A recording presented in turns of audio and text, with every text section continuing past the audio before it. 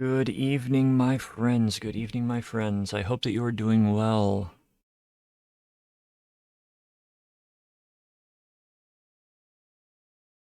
It's been a long, long day. Forgive me for not being here earlier. I, most of my stuff has to revolve around how my mother is doing. So I started late tonight because, yeah, she didn't really wake up until about 2 hours ago when I was actually planning on starting. She's not feeling the best, but we're gonna get into this, and as long as nothing goes wrong with her, I'll be here for the entire stream. So, I hope that you're all looking forward to doing some Heavenward content.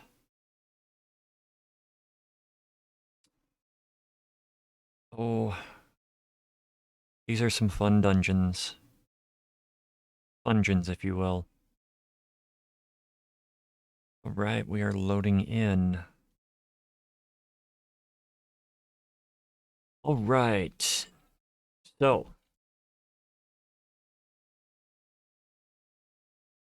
I didn't really get much farther last time,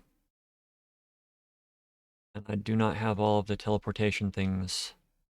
I don't have any of them except for the main one. So, let's get started on tuning, getting ready.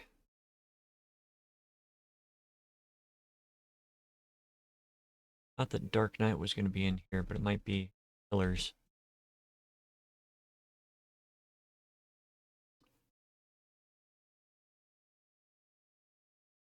Let's go recommended gear because we are going to be going against some stuff, and we're not going to be going after the relic weapon.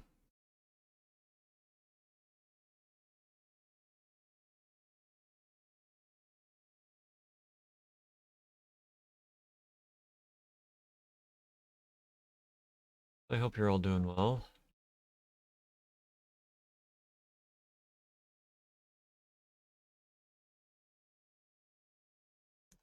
Got to run around, grab the Ethernet shards so we can teleport instead of having to run everywhere in the city. Jeweled Crozier. Okay, so you can get a retainer Velcate here. If you want to get a retainer that is localized in Ishgard, this is where you come to hire them. And the pillars are a bit of a hassle sometimes because it looks like they're all one happy little level, but nope, multiple levels. After I grab this one, I think I can go grab the last vigil. And then we will progress with the storylines, and we will get to the first dungeon. It is the Dusk Vigil, I believe. Nope, see, I thought we were going to be able to do it, but we're not. We gotta go up one more here.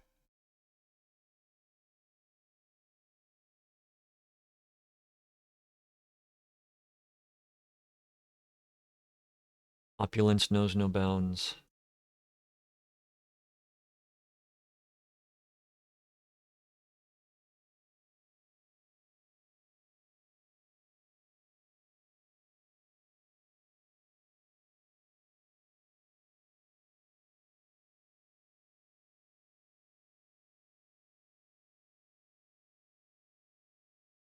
Last one, and then we start, whether we finish. And there should be a lot of quests that will unlock around here after we get this taken care of. This scene can be skipped.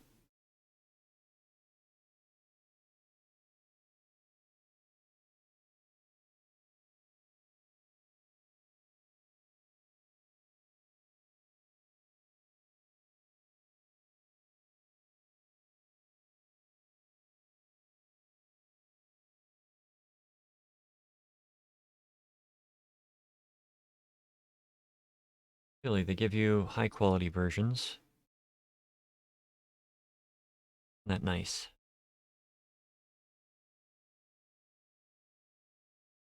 Mithrite, Mithrite Circlet of Striking.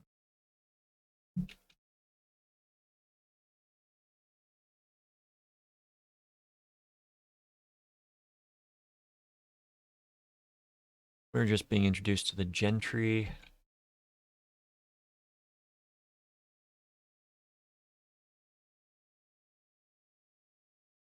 Knights everywhere. The knights ignoble.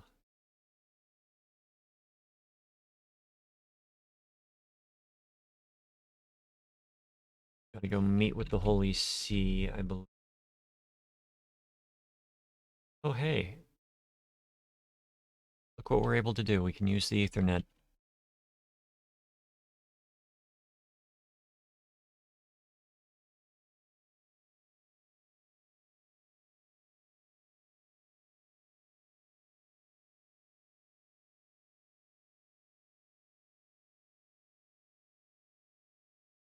So, Heavenward takes place in a couple of locations.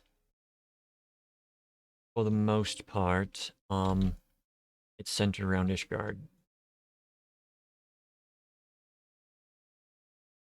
which we are in the capital of right now.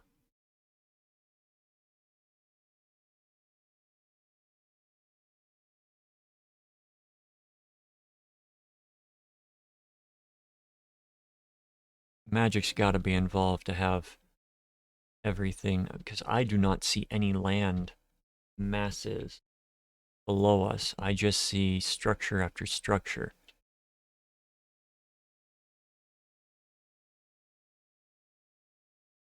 Okay.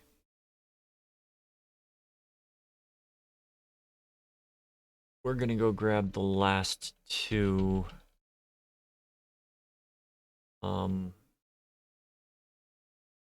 Ethernet locations. If I'm able to, can I make the, yes, there we go.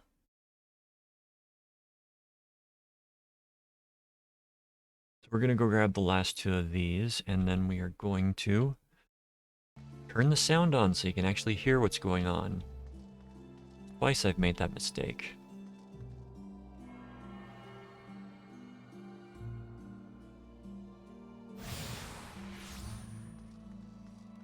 And I apologize for it.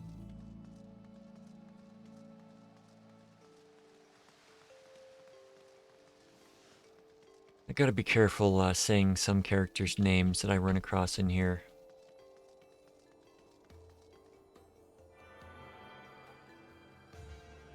Because some of them may not be nice or appropriate.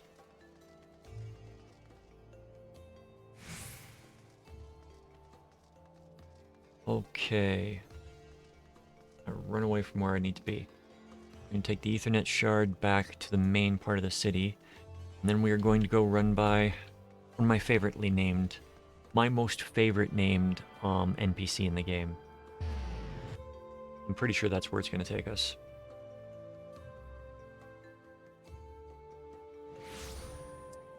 Oh, back here. Have the broom.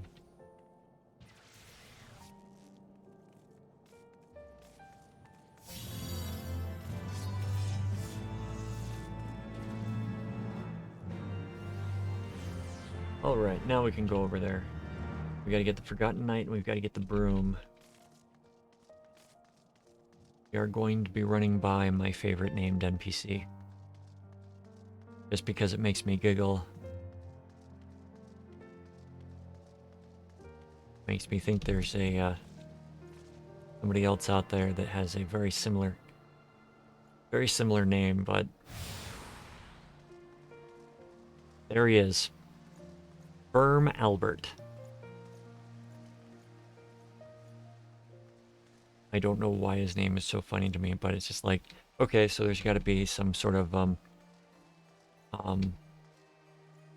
spongy Albert out there.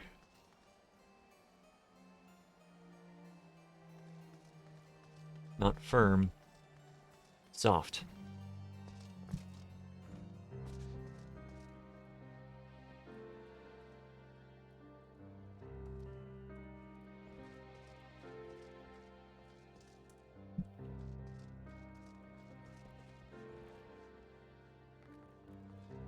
You will get well acquainted with this character and this character if you choose to become a Dark Knight.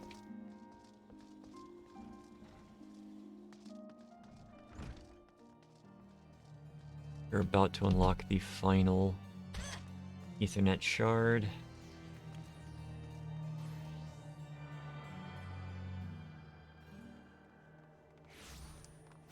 Now the fun thing... Right. Worth is Central Highlands.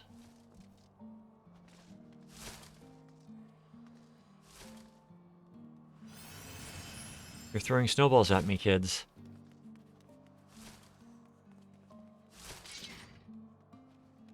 I've killed people for less.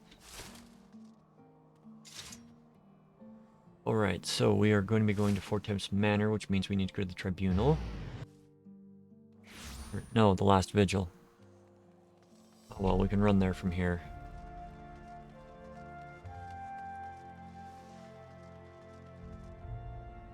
Nope, nope.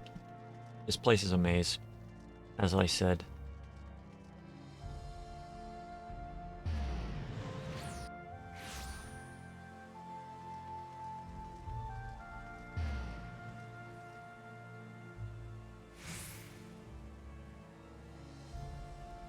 Now, unlike the previous areas, I will be able to learn how to fly here, but I will have to gather ether currents. Forget how that starts. We're almost 58.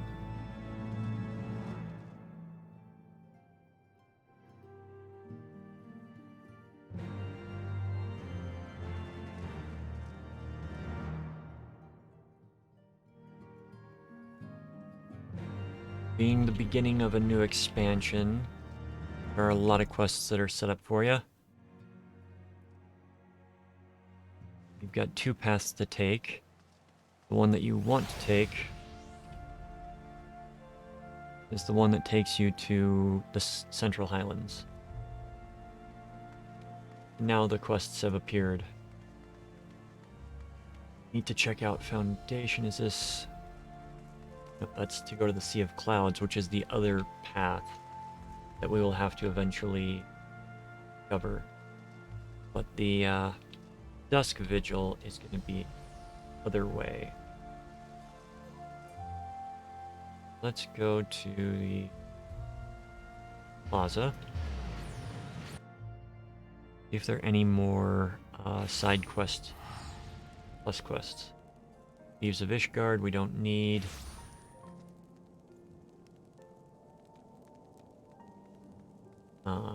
Okay. We do need to go to Over the Wall.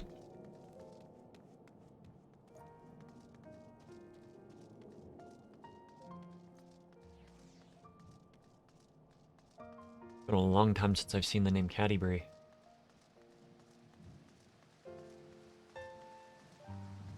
Character from book series.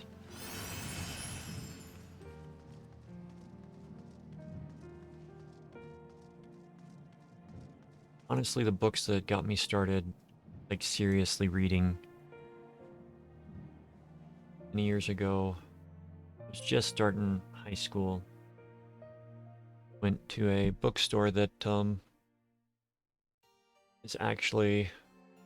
The time I didn't live in the town, but it's in the town that I live in now, and it has since moved from that location. But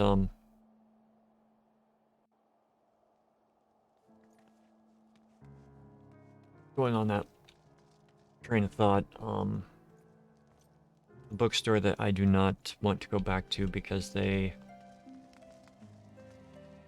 not the nicest people.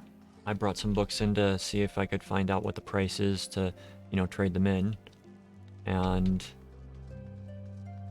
they didn't even tell me how much I'd get in credit before they started putting them on the shelves. And I didn't realize until, because I had gone to browse.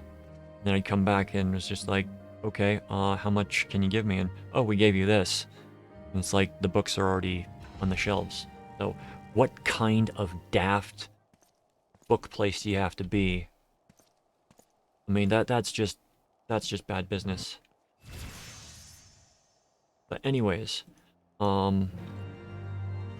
years ago, I went there with my father, because my father was, and still is, a very bookish person, reads a lot, and,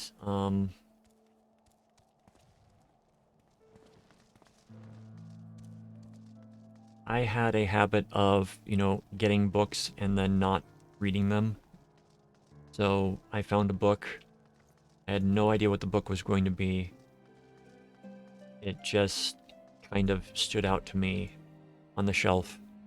And I went to him and said, "Can you get me this?" And said, I'll get it on the sole condition that you actually read it this time.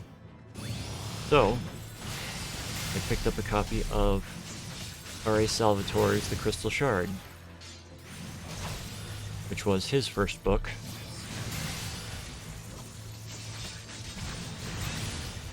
And it introduced the wonderful Mary Sue character of Drizzt Do'Urden.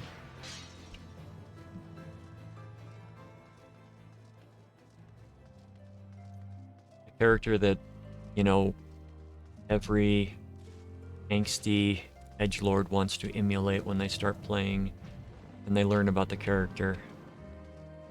I go up, don't I? So I was true to my word, and I sat down and I read the book. I was a fantastically slow reader back then. It took me about a month to get through the book. And that was, actually sitting down and reading it. Probably went through, we could get through a page in probably 5 minutes. I was a really slow reader. But as soon as I finished the book, I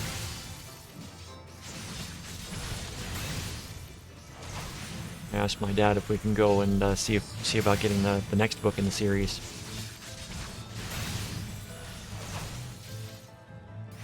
And it just grew from there. I collected mostly the Forgotten Realms books, and for all the books published before 2005, I think I have read about 80% of them.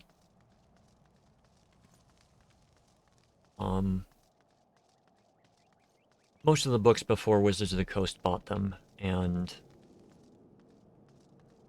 not a fan of Wizards of the Coast and what they've done, but that's a different discussion.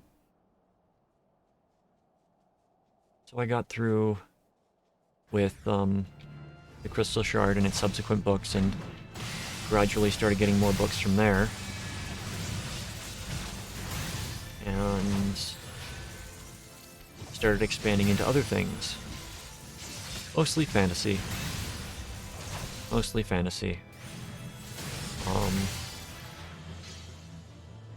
Because it came recommended. It was a series that my dad started reading and was like, "You might like this." I started reading the Xanth books by Pierce Anthony. And, yeah, I did enjoy. To give you an idea of how quickly my reading habits changed.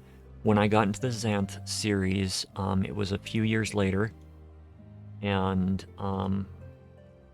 during the summer that I started reading it, I got the first 8 books, and, I enjoyed the first book. Second book was okay. Third book, and in one night, I went through 3 of the books in their entirety. So my reading speed improved considerably. Do I remember much from it? Not as much as I'd like, but I continued reading the Xanth series in order until it got really... Anthony is an author who likes to put a lot of mature content in his books. And my gripe with the Xanth series is that the mature content was happening with younger and younger characters, and it got extremely uncomfortable. So, yeah. It makes me wonder about his personal proclivities. Oh, I actually have to explore. It's not entirely discovered. Okay, I like that. So, as you come through here, you'll find that you don't uncover everything at once like you do in the Realm Reborn. Maybe after you hit a certain level, it starts to uncover entirely. Would make sense. It looks like there's a fate going on over there. I'm gonna rush over and join.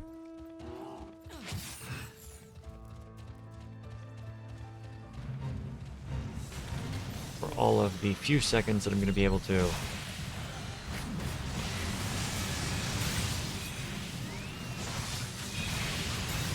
Let's get our friend out.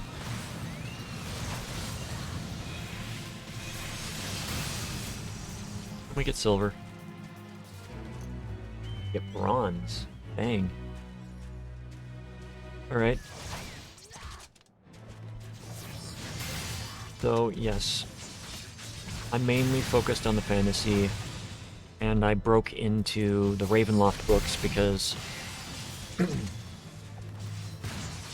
I do enjoy the horror genre quite a lot. Horror is kind of my my preferred genre for most things. Instead of going straight for the jugular on some of the stuff, I got, was it Tales of Ravenloft? Which is a collection of short stories. And, you know, if you're thinking about reading any of the Dungeons & Dragons based books, look for the Tales books. There's Tales of Ravenloft, Tales of Infamy, and Tales of Valor. And you'll get a good feeling of different authors in the big authors for it.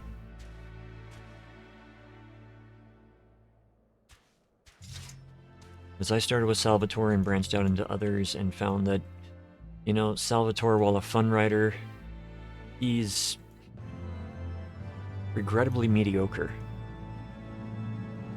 And he was just the kind of author that I needed to be introduced to. And regrettably, I gotta be honest when I say this, I don't think he's grown much as an author through the years. Because his later works don't seem much different than his early works. Which is kind of disappointing in a way. Kind of want your favorite authors to grow as you have grown.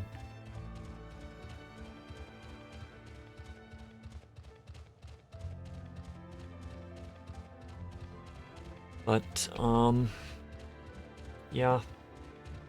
I started, when I was 17, I started reading the longest book I've ever attempted to read, and that I've completed reading, which is Stephen King's The Stand Unabridged. That's a good book.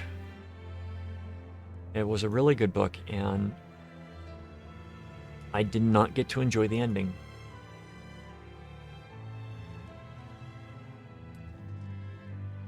See, when I was 17, I was wanting to do a lot of things, and I was, you know how you are when you're young, or if you're still young and you're watching this. You think you know everything. You think you're doing all the cool stuff, and you're trying to... You're really just figuring out who you are, and I think for a lot of it, for a lot of your life, you're going to be figuring out who you are. Don't care how old you are. I've met people that are in their 70s that they're still trying to find out who they are. And I'm discovering that who you are is not a set thing. Everyone is constantly changing. You are a fluid person. You are going to be who you are a year from now is not going to be who you are today. So embrace the fact that you are always who you are, and you can choose to better yourself or not.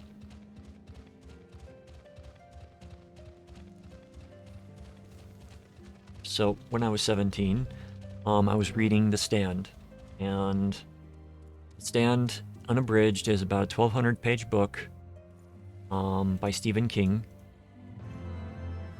and there are some of the places in the book that I knew rather well, so it was kind of nice to, he's typing, or he's writing about places that I have actually been, which brings another level of realism to the book for me.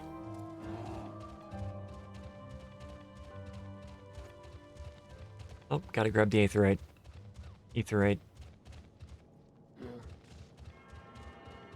And so I wasn't able to enjoy the ending of the book because that year is when I had a collapsed lung. I didn't realize that I had a collapsed lung. So I get taken to the hospital. I was 7 pages from the end of the book. How it transpired is my mother was worried because I'd been complaining about back pain. I just thought that I had a vertebrae out in my back. And so she called up the doctor and was discussing it with a nurse on the phone, and 7 pages from the end, and I get called in to talk on the phone to the nurse and all of my symptoms. And as soon as I gave the symptoms and how long it had been going on, they asked to speak to my mom again, and they told her they're sending an ambulance for me. So, yeah, I had a collapsed lung. The pain and everything in my back was coming from the fact that, my lung popped, and I had been doing the really rough task of shaving when it happened. Shaving my face. What occurred is something called a spontaneous pneumothorax, or a spontaneous collapsed lung. It just happened. So, I have to, get myself ready to go to the hospital. Not able to finish my book. I was allowed to take it with me to the hospital, and I actually read the final few pages in the emergency room as I'm waiting, and that's why I wasn't able to enjoy the ending of the book, because it was a very busy, very noisy emergency room, and, the last 7 pages, after spending, about 2 weeks reading the book, it just was sort of a disappointment at the very end. But a lot of people will say that, the ending of the book was kind of disappointing in itself. I don't remember it, because I had other things that were more pressing at the time.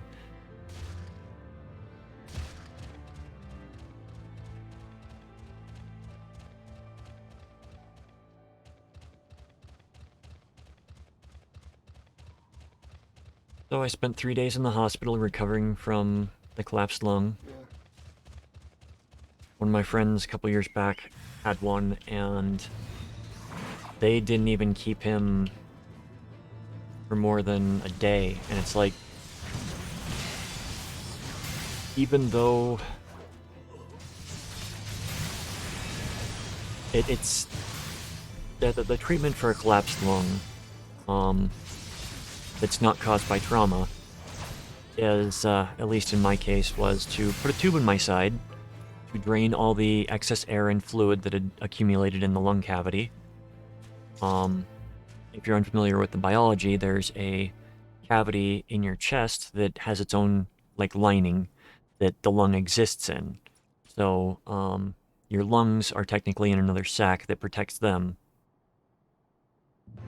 And so they cut a hole, went through both of that, and drained all the excess fluid that had accumulated in there, and reinflated the lung. And I was in the hospital for 3 days. And the nurses... I was put on the geriatric floor because they did not have much room, so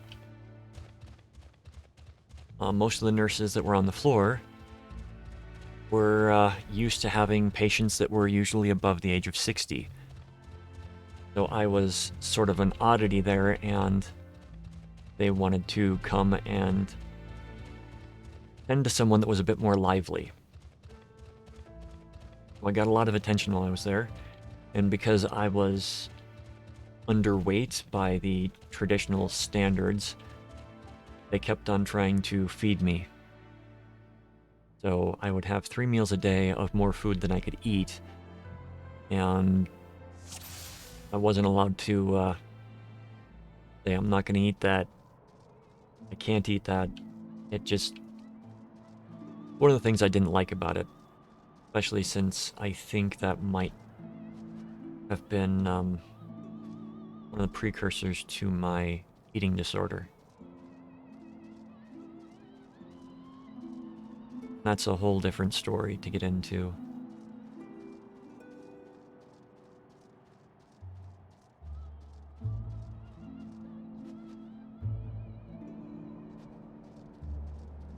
So, The Stand was one of the books that I really enjoyed while I was reading it. I didn't get to enjoy the ending, though. Now, it's kind of funny. I would get a bunch of relatively cheap books from bargain bins, because the main difference between a new book and a used book is the price. A lot of time, that's the only thing that's the difference, because it's going to be the same content. I got a copy of Stephen King's Insomnia, and I got it from a free book bin. Started reading it one night, and... oh no you don't, oh no you don't, we're gonna stun ya. You are... okay, he's just gonna run. So I found out after I started reading it why it was in the bargain book bin. It had a printing error,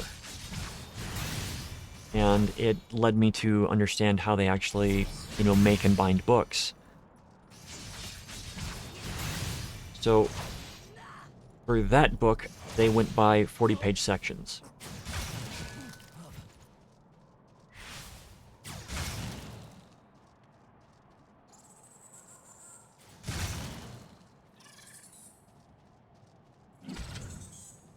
These 40-page sections, the reason that I know it was 40-page sections is because when I reached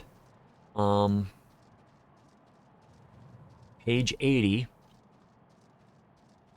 or what would have been page 80, it went back to page 40.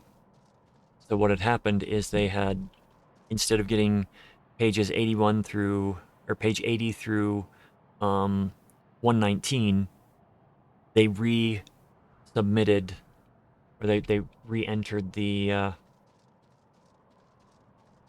previous section of pages.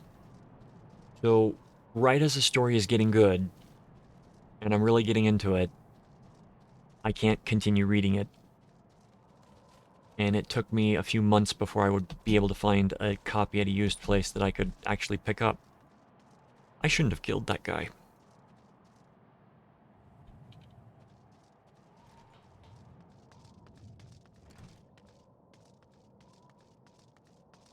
So I think I'm going the right direction. Yep, going the right direction.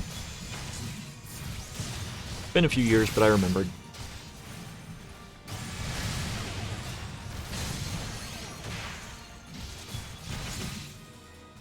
But it's then that I learned that, you know, some book places, some publishers, that's how they do it, is they will find the smaller sections and then put them in a larger book. Which makes sense.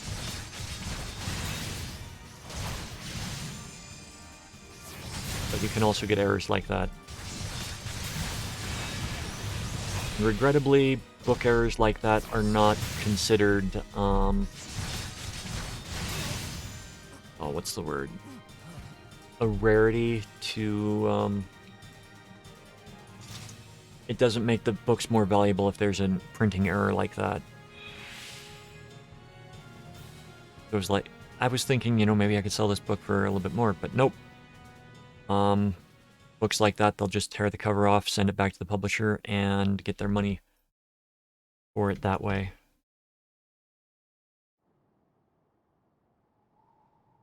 It's another thing in the book industry.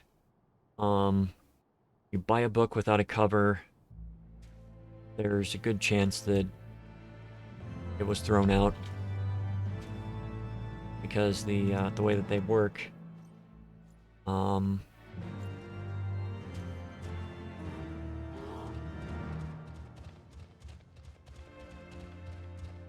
Technically, they'd have to send the whole book back, but the cover counts as proof of book destruction.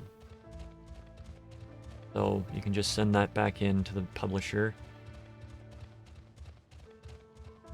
Usually bookstores do that. It saves on shipping because sending full book is kind of costly. Come across a B rank here.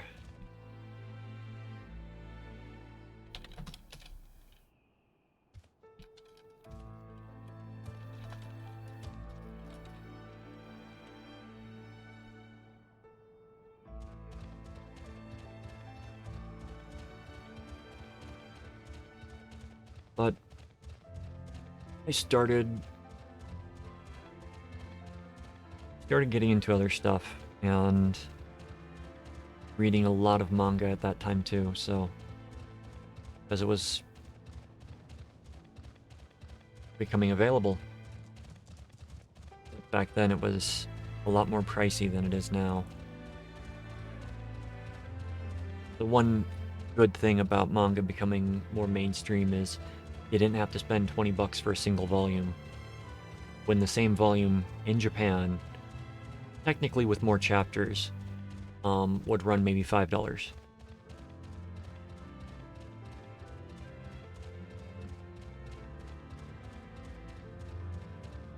I know because I've got some volumes from Japan. Got some Yu Yu Hakusho. Some Kisteju, and a few random ones that, well, Dororo. The Dororo ones are kind of like a really, they're a rare one. Because they're first edition, first printings, I should say, and they're, Samu Tezuka. They're from the 70s. Granted, I don't have all 3 volumes, I've just got the 2. But, Tezuka's work is one that, you gotta read. If you get a chance to read any of Tezuka's works, I wholeheartedly recommend it. And for those wondering who is Osamu Tezuka, he was more or less the father of modern anime, father of modern manga. He's the one that and Astro Boy, Kimba the White Lion, among others.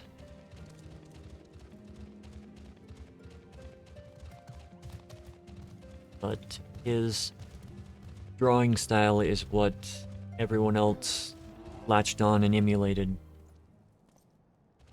and has gradually grown into what we see today, kind of across the country. And it's kind of funny because a lot of his work was inspired by Disney's work. So in sort of a roundabout way, Disney is responsible for anime. I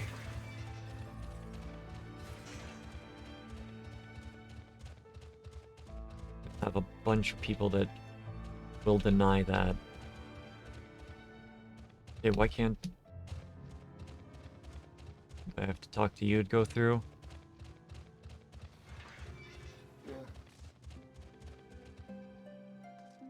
Okay.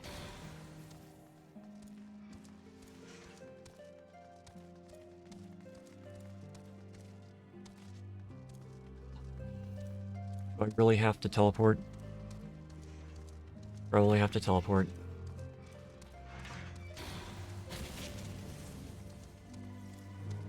So yes, in a roundabout way, Disney is responsible for anime. Disney the man, not his studio. Because it was his drawings that were the inspiration. And after his passing, Tezuka, there were a bunch of drawings found in his desk years after he passed.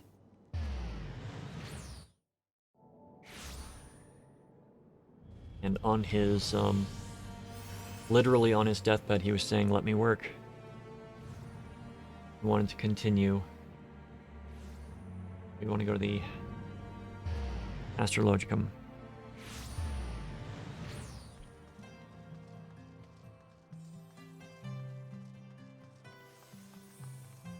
So we're gonna have to continue and do the quests out in Sea of Clouds.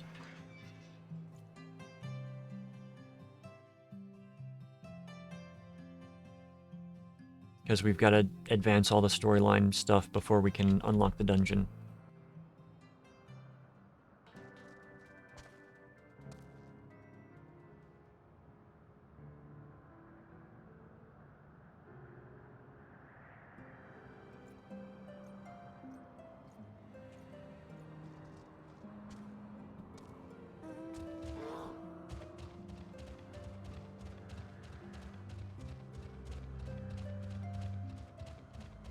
Tezuka had some wonderful stuff.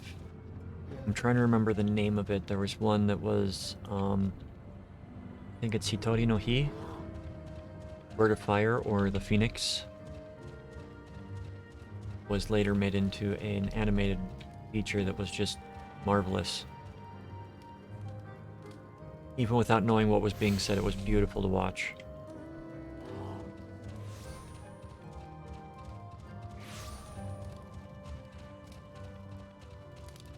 Alright. Gotta go down over there. Yeah, I can jump off the edge and go down, but I'm not feeling foolhardy right now.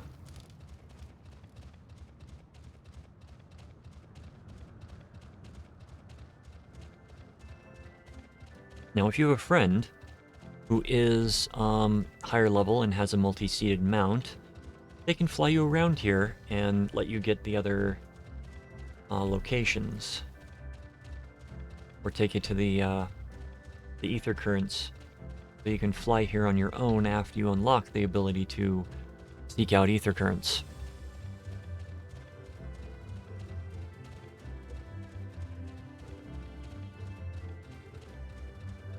But yeah, when I started university, when I first started college, I was an idiot. I mean, I had no idea what I wanted to do. Well, I wanted to go in and start making games, but, you know, it's one of those things of, I don't want to do the work to actually get to that point. And so I didn't take school seriously. So I took classes that I thought would be fun instead of classes that I needed to advance and, progress to new classes, to a higher level of understanding of stuff. And I was not took some acting classes, was not,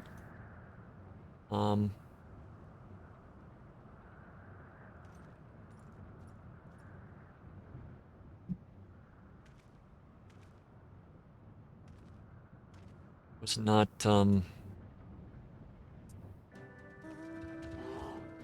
again, I was still young and full of myself.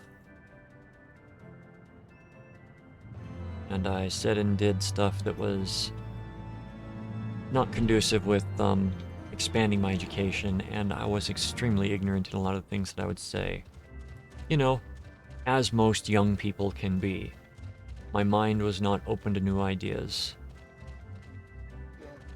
And although I understand that I'm more open to new ideas than I have been in the past, now I'm still kind of set in my ways about certain things because it's hard to really go into without, specific examples that I'm not really willing to dredge up right now. So, I was going to school, and the reason I was going to school was so that I can continue dating a girl, because her father was very strict on some things. But in the course of the events, I had my first real introduction to Shakespeare, and I hated Shakespeare. And it was because of preconceived notions that I had developed before actually sitting down and reading any of it. And learning about everything that goes with it. And it wasn't until I took some classes a few years back, when I was getting my theater degree, that I actually started to learn, understand, and respect what Shakespeare did. And, for what it's worth, virtually everything that Shakespeare wrote was plagiarized from somebody else. There was another story or another playwright that had the idea before him. It's just that his is the stuff that survived. And a lot of the stuff that survived is really good. I mean, if it weren't good, I don't think that it would be... His plays would still be done, 4 centuries after he lived. 3 centuries? 4 centuries? Elizabethan England. But let's double check this.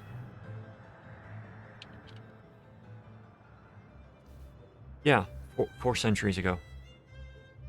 A little bit over 4 centuries. Just had to look it up. I'm not a Shakespearean scholar, so I don't remember everything about the man. Been to his birthplace, been to his death place. Well, not death place, but his resting place. Have a selfie of me with Shakespeare somewhere.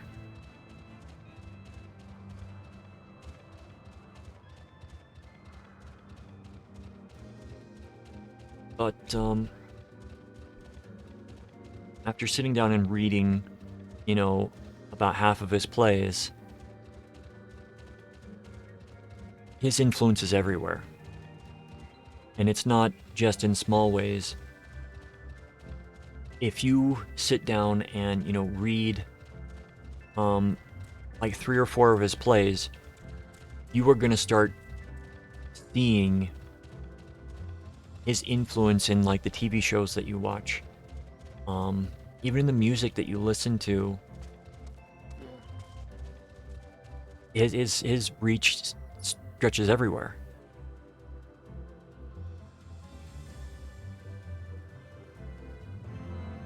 And, actually sitting down and, learning to understand what is being said in a lot of his plays, I'm kind of curious as to why, you know, a school is, or a lot of high schools are like, oh no, we can't do something like Sweeney Todd. It's much too violent.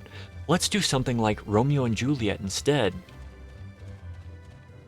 It shows a very clear lack of understanding of what the content of those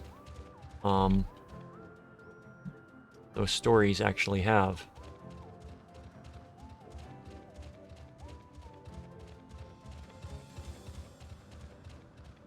Where are you? You're over here. Okay. Now we gotta psych him up.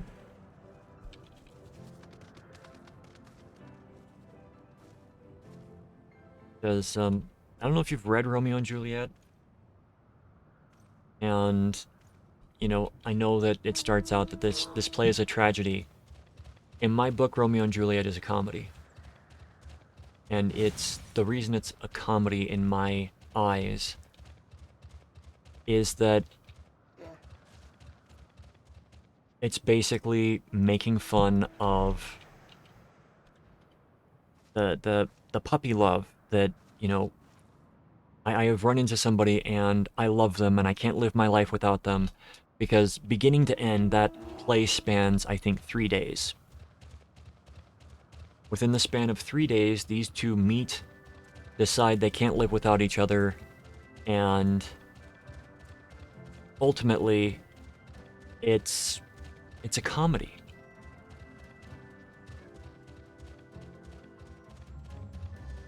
Or I should say maybe a satire at best. But people always portray it as being this hugely tragic thing, because yes, the stuff that happens in it are tragic, but a lot of his comedies had tragedy in them. So it would be nice to actually find out. I know I'm not alone in the camp of calling it a comedy.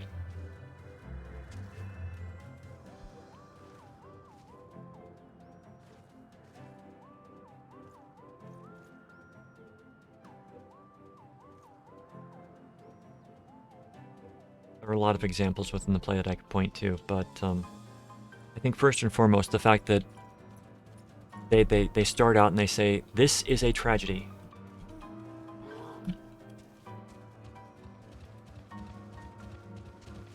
Normally you don't have to tell somebody the genre of your play, and you let it play out, and Shakespeare was very tongue-in-cheek with a lot of stuff like that. And he did not refer to his tragedies as tragedies, or his comedies as comedies. He let them play out. So, I'd actually really love to sit down and produce a version of Romeo and Juliet that is a comedy, and that is fully tongue-in-cheek, making fun of the things that were meant to be made fun of with the text. On the other hand, you could take something like Macbeth, and you could try to turn that into a comedy, but I don't think you could. The closest thing that I found as a comedic Macbeth was one that I saw that was... We were required to watch it for one of my... It was my reading Shakespeare class that we were supposed to go and see it. And at the same time, Something Rotten was also playing nearby. And for those that are not in the theater vein, or do not follow things in the theater circle, Something Rotten is a musical that's about the life of Shakespeare. And it kind of makes fun of all of Shakespeare's stuff. It's a comedic musical. But instead, we were forced to sit down and watch... Was it? No, it was for my text analysis class.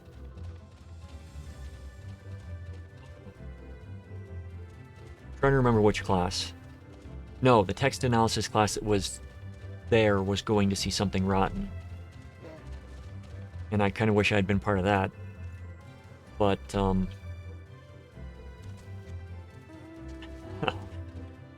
it's so the Macbeth that we saw. The author wanted to go, or the director was inspired by some of the stuff of the oh, it's locker room talk type thing. So his production was done in the traditional style of there were only men in the cast. Historically, acting was a profession that was beneath women. It was seen as being lower than a prostitute in the time of Shakespeare. So women were not allowed to act by royal decree, which if you watch the movie Shakespeare in Love, it kind of touches on that.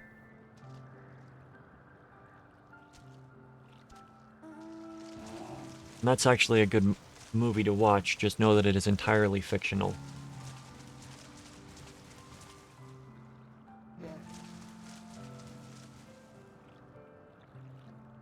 So this rendition of Macbeth, there are some things that could have been forgiven. The directorial choices for, costuming and music throughout could have been overlooked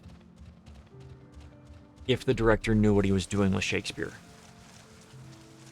So when you go in and you direct a play, there are a few things that you have to do, and it's a matter of not just molds that you have to fit into.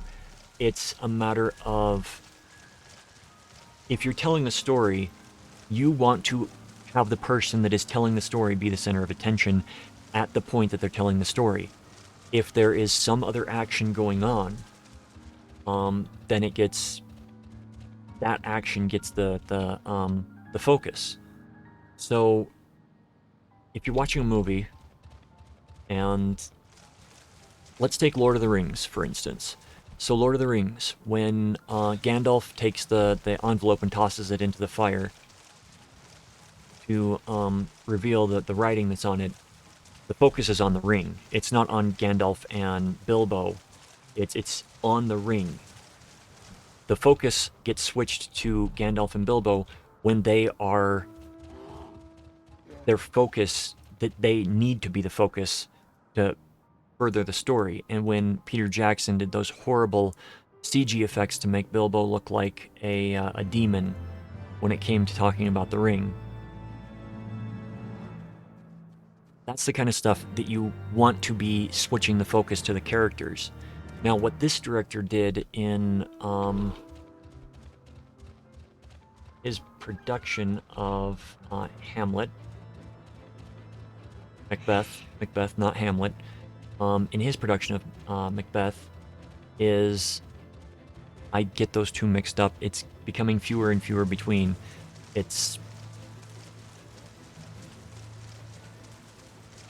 That's just something that's ingrained in my head.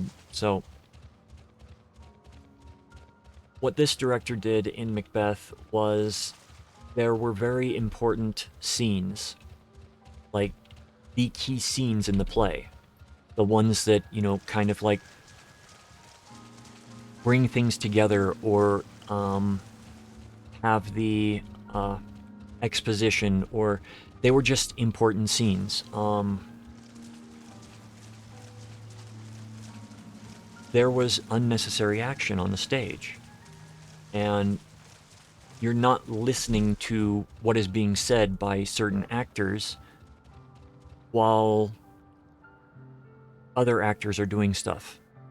And it's like, there's a monologue at the beginning of one of the scenes that has Macbeth talking about what's going on with Lady Macbeth. And before the conspiring, and it's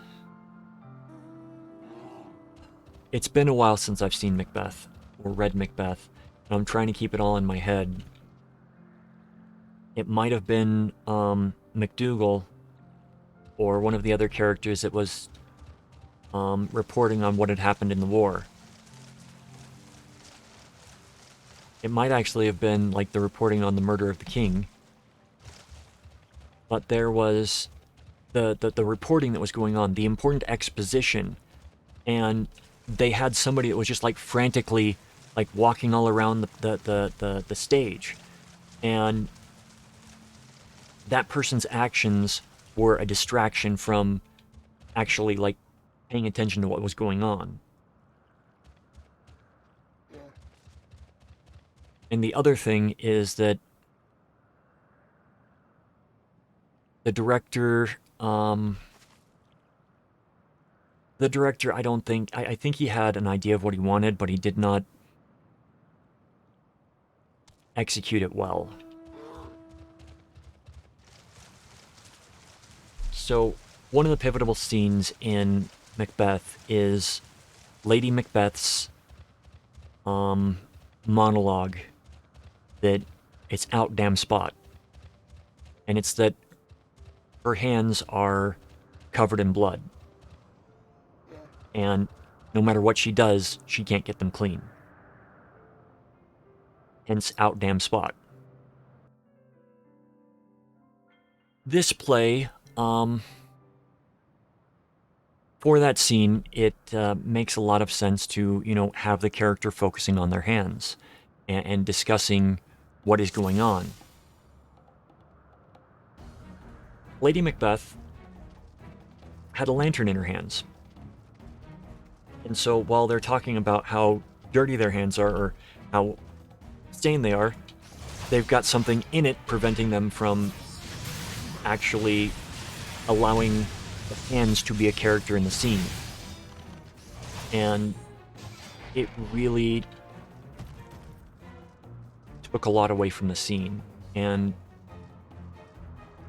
getting back to what I was talking about earlier, it kind of made the scene comical when this is like the scene for Lady Macbeth in most... I mean, it's a monologue that many actresses and actors, I guess you could say, will try and fail to do as a monologue. Because they don't understand enough about what is transpiring to effectively express the emotions in the scene. And, you know, the Fassbender version of Macbeth kind of falls into the same trap because the whoever was directing that, they completely understated the entire monologue for that, and instead of this personal revelation, this personal understanding of what she's actually done, becomes this sort of like, okay, so yeah, this is a thing, so yeah, I'm there was no, like, it didn't feel like there was concern or magnitude to what was being said. It was just, oh, okay, so this happened. And in the live version that I saw, it was just comical how, well, we're talking about this, but we can't really focus on why this is an issue because some idiot gave the queen a lantern to be carrying around while they're going through this monologue, talking about their hands. So there's a lot of subtlety, and there's a lot of, like, not so subtle things that are done in plays, and you can see people screwed up. I'm not above screwing up in a play. I've definitely screwed up in directing stuff. I was part of a one-act thing that we had to do with a partner, and it my screw up in that is that I wasn't really at a point where I understood enough to actually direct with somebody else. I was not in a place where I could accept the criticisms or the suggestions of others. And I learned quite a bit from that experience. And neither of the actors that I worked with really wanted to work with me again after that, and I fully understand that. And thankfully, after getting to know them a bit better, they were willing to work with me. It's just that that was not a good experience for either of them as well. But the main thing that I took from that is that I was focused too much on... It was a two-person scene, and I was focused way too much on what one of the characters should do because they were the main character in the scene, and I gave very little attention to the other actor. And that's definitely on me.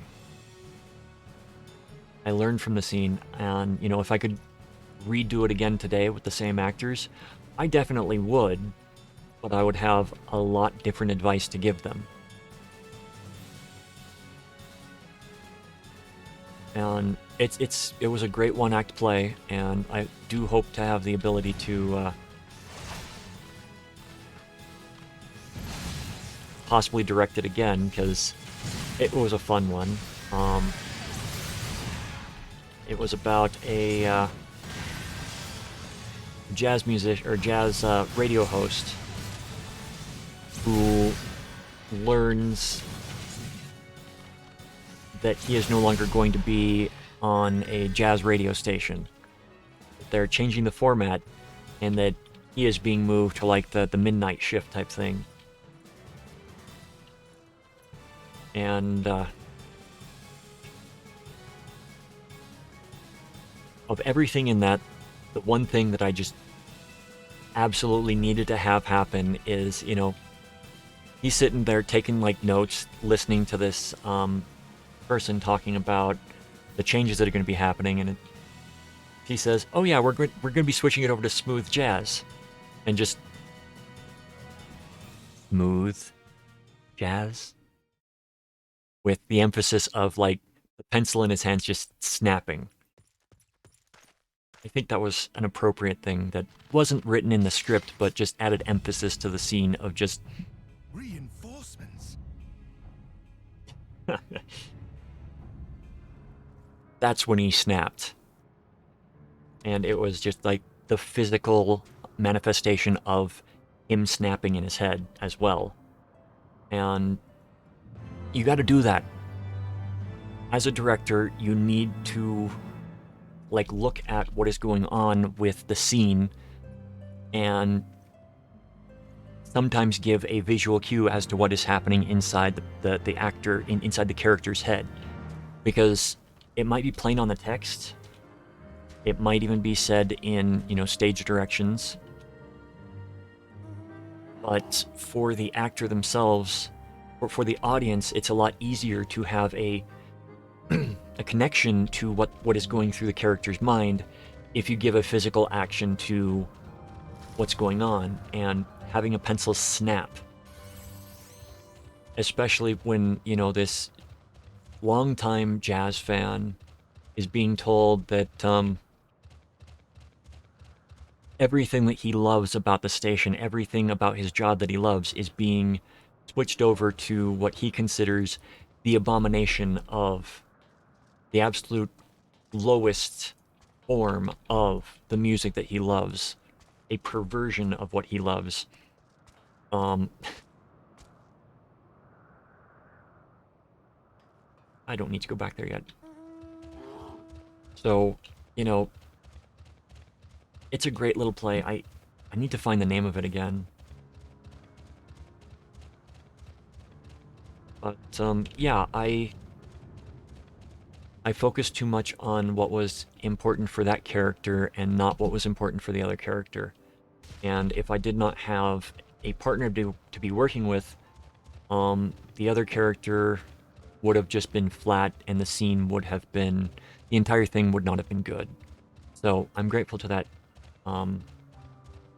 partner for that, and I learned a lot from the experience. Basically, if you are going to consider putting something on, as the director, read the play. Read the play a lot. And read the play from the standpoint of each character is the hero in the play. Each character is the main character in the play, even if the character is only there for one act. You have to put yourself in the shoes of that character in order to understand and better flesh out the scene. Because it's very clear when you sit down and watch a play or even a TV show where the people that were in charge of directing it or writing it didn't even consider that the other characters are actually characters and not just, for lack of a better word, a catchphrase on the screen. Because to be honest, a lot of TV shows that's what they rely on is characters are not characters. They are just there to bolster they're either a foil or an enhancement for the main character or the main group of characters, and they have no substance. And I will gladly point to the show Leverage as a good example of good writing of secondary characters. There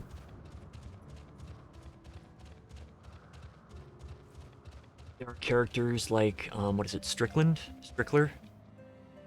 One of the two, played by the guy that plays the demon from Supernatural. I can't remember the actor's name. Fun actor. But that character, from my understanding, was meant to be a one-off character. But a combination of how well he was written and how well the character was acted brought him back for more instances. So he was a secondary character that could have been a throwaway, forgettable character, but they understood how to write a story, how to direct something, how to have characters that are there for a single episode actually be memorable.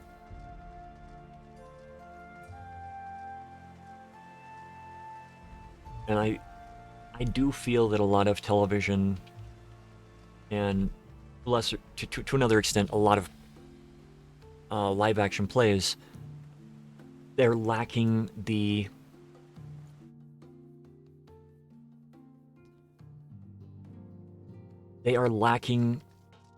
function of the characters are all important. And,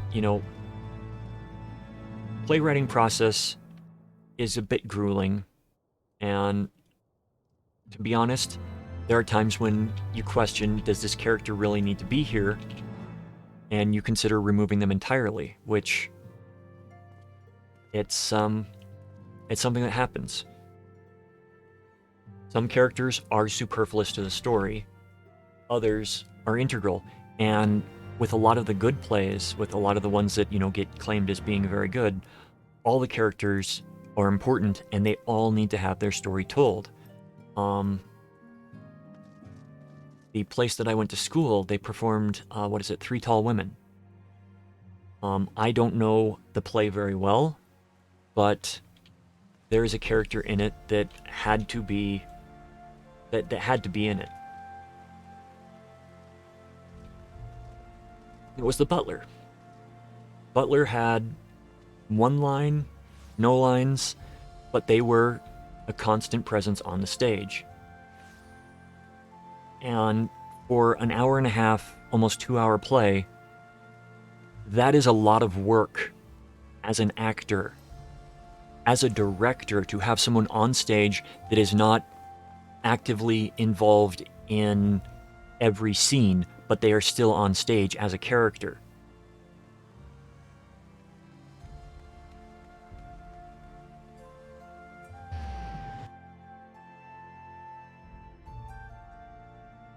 And, you know, some directors would choose to not have the character on the stage. I feel that that is a disservice to part of the storytelling aspect of it, because it's an old woman in her bed with, you know, the servant near at hand to handle anything that comes up.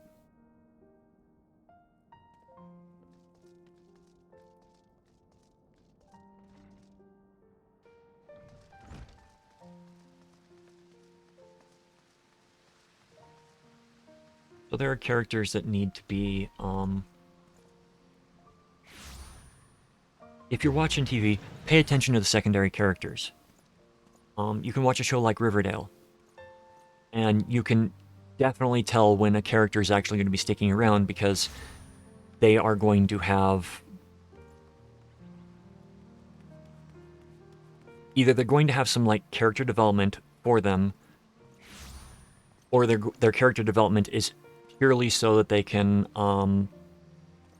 drive somebody else's story forward by them being killed or injured or something like that. Want to go... where do we want to go?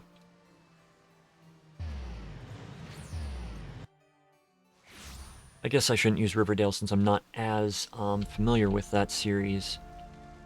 It's just one of the more recent ones. But I've seen most of Teen Wolf, so I could probably use that. Because it kind of follows the... all secondary characters are kind of superfluous. And the only times that they aren't are when they are actually going to be made a main character or killed that season.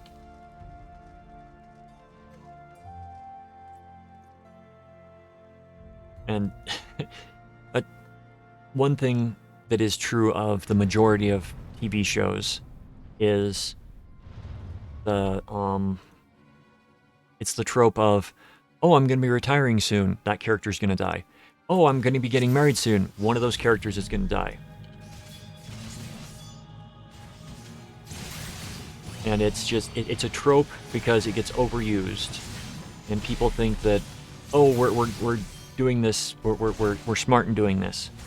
And I have my pride. I actually called it out at one point when I was watching,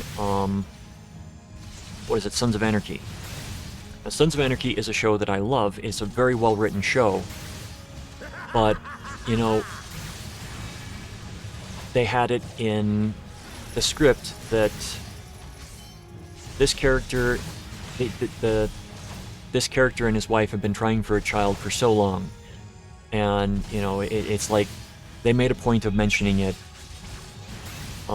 as soon as, like, the first episode the character was introduced. It's like he and his wife have been having problems, and it actually became a small point of contention between the main character and Sheriff. Oh, another steel chain. Break it up. So, in one episode, you got the sheriff's wife saying, "Oh, I'm gonna be pregnant. I'm gonna be pregnant, or I'm pregnant. I'm pregnant," and it's like as soon as that was said, well, she's dead. And, you know, spoilers. Sorry. But it was just a very blatant, oh yeah, this is what's gonna happen. And it's a trope that gets overused, and it's a trope that is just so blatant. And it doesn't need to be so blatant. If you are planning on killing off a character in a story, especially if you've got a story that's spanning along, like a TV show, you make the character, you make the audience care about the character. You give them something to actually, like, hold on to make them invested in the character.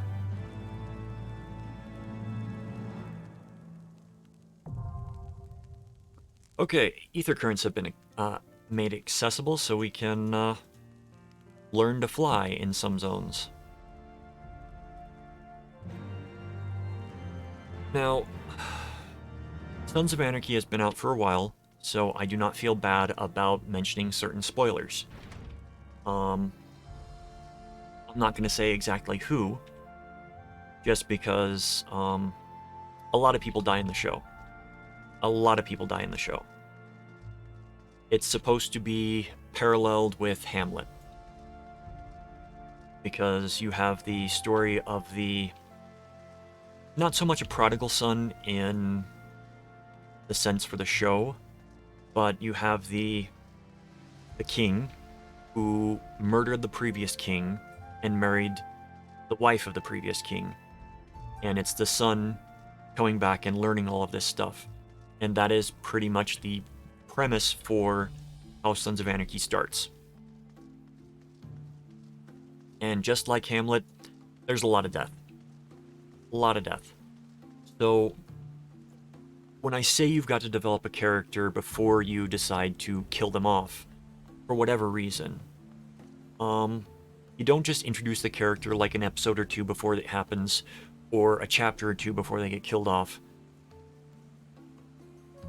You can, but it's kind of, unless it's like the start of the book that the characters are introduced, and they die shortly into the book. Like, I started reading Bird Box, and, you know, it's like a given that a lot of the characters in that are going to die just based upon the premise. But Sons of Anarchy did it very well. They introduced some characters, like first season, that you learned to care about, you learned to like, and even when they did the bad things, you still understood, and they were sympathetic characters. They were characters that you liked. And then when they die, it makes their death just that much more meaningful. And there's the George R.R. Martin mentality that has been adopted by a lot of screenwriters, where death doesn't have to have meaning in the story. And that's true. That is completely true.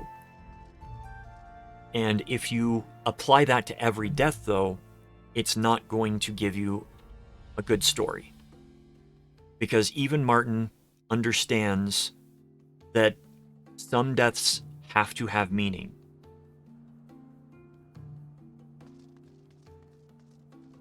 And it's one reason that, the first few seasons of Game of Thrones TV show was so well done.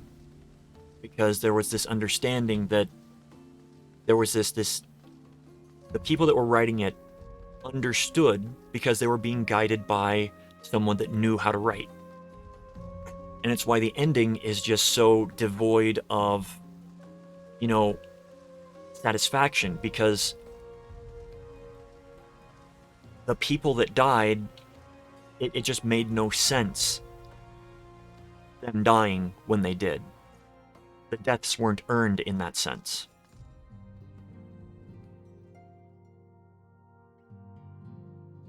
And I suppose that's one reason that, Shakespeare is considered a very, a rather good storyteller, is that when a character died, the character's death usually had a meaning to further the story. And it wasn't just we'll just kill this person. Except in comedies, the exit pursued by bear thing was kind of funny. And it's one of my favorite, it's kind of one of my favorite, Shakespeare jokes now. Alright, so we need to go to Limsa.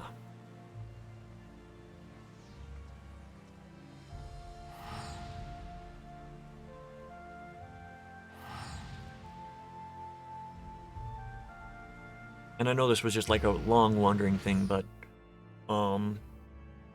everything just kind of builds on itself, and it get talking about other stuff. But if I go back to what I was talking about with the Macbeth that I saw, I don't think the director understood anything that was going on in the play. I mean, they understood the storyline, but I don't think they understood the poignant parts of the play. What was actually important to move the story along.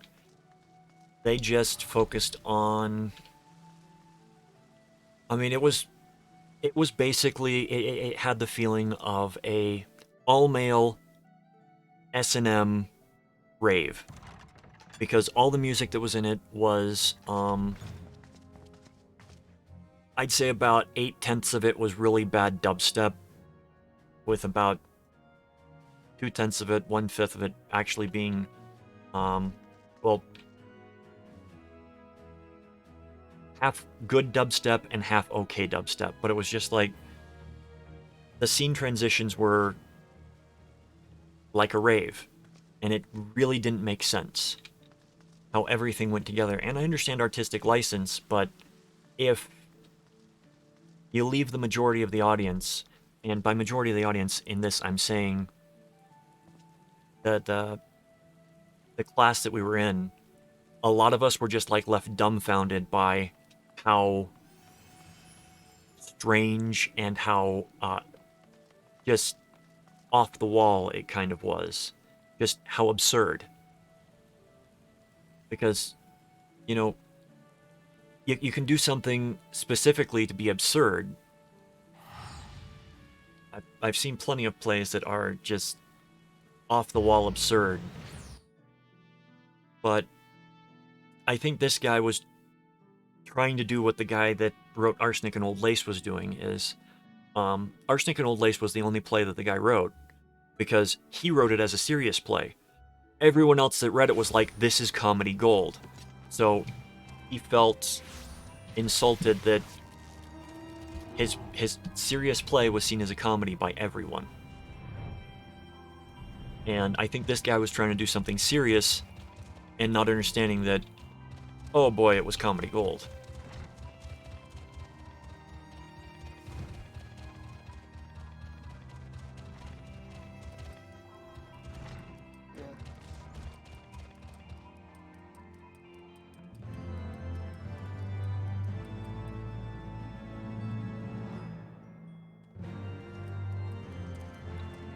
And, you know, the fact that I can sit here and talk for like an hour and a half, well, probably about an hour, about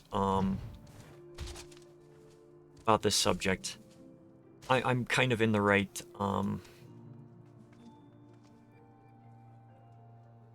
profession.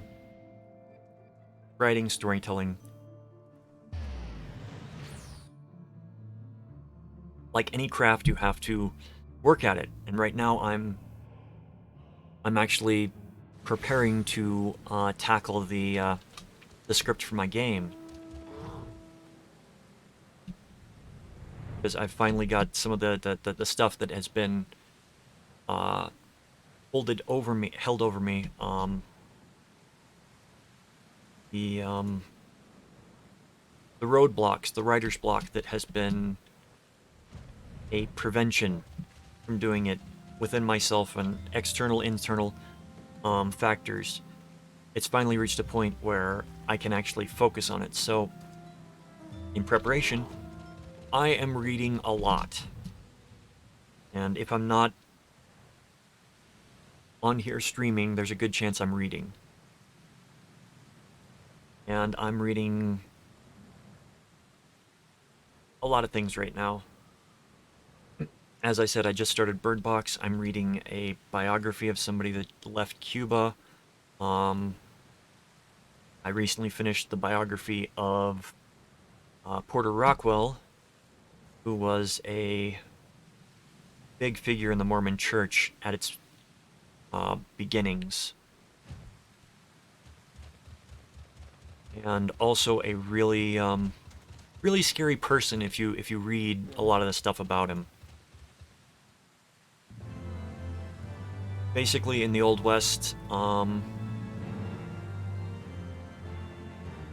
he was kind of a lot of lawmen that came after him tried to emulate him. If there is like somebody famous that was a lawman in the late 1800s, they wanted to emulate this guy.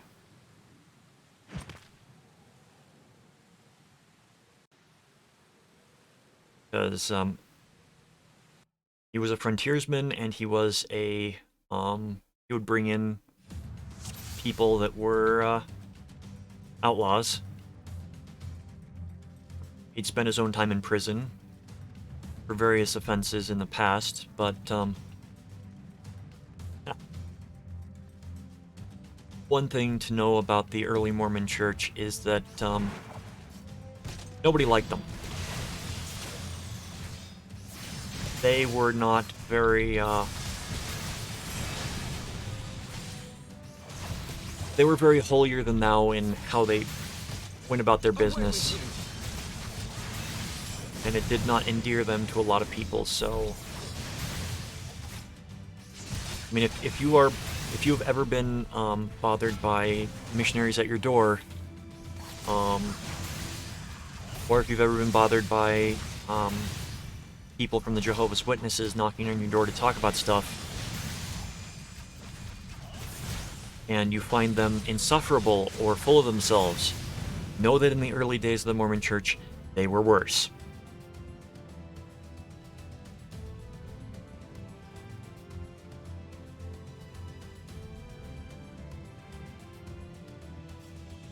So it's kind of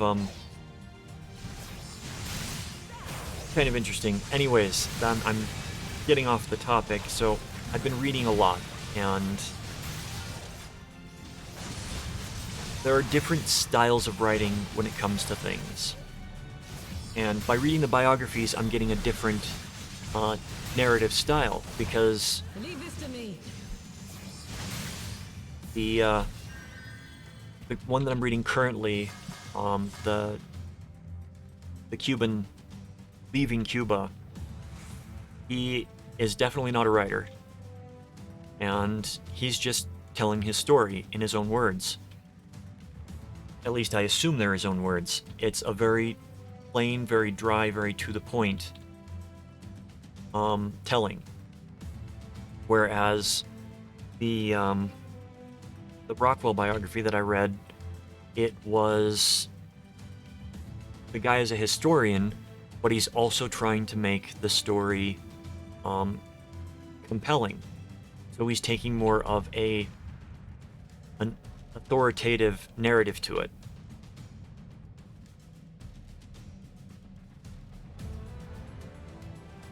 And then you get something like Bird Box, which the guy's not the best writer.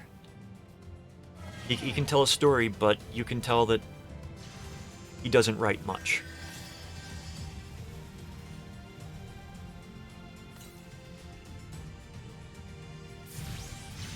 So I'm reading all sorts of material right now to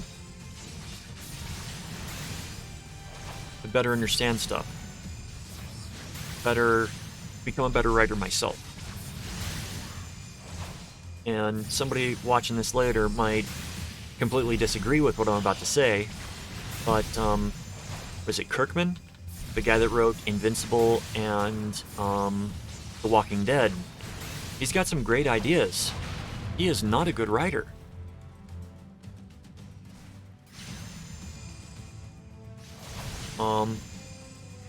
He really is not a good writer. He doesn't know how to pace stories well. Because in both Invincible and The Walking Dead, you know, one page to the next, it could be like a week passes from like page 3 to page 4, and then from page 4 to page 5, like a year could pass. And it's kind of disjointed in the way that he tells his stories.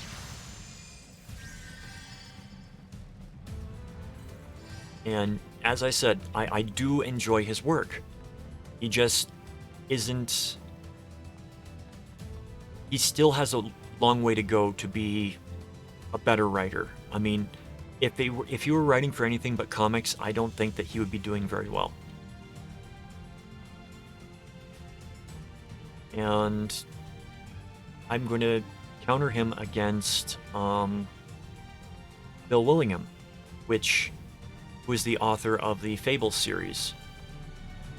And the Fable series, that is, for all intents and purposes, a very well-written series. Because, again, it's another series that actually goes, like, you can go weeks or months from page to page. Not just, chapter to chapter, but page to page, a lot of time can pass. But it's not disjointed. It's done in a way that shows you that the time has both passed and that the characters are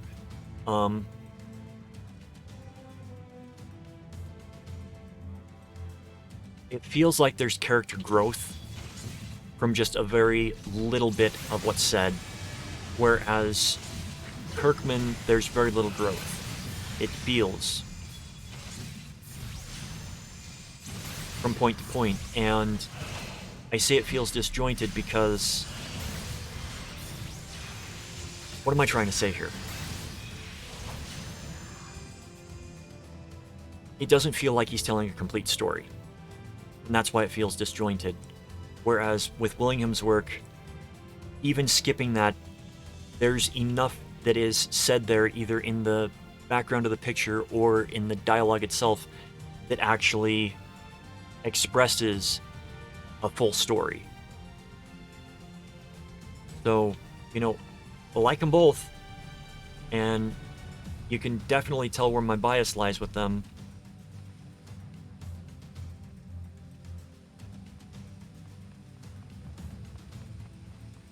As to who I think is the better writer.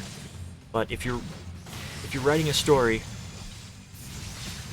by all means, it's your story to write. But if you write your story poorly,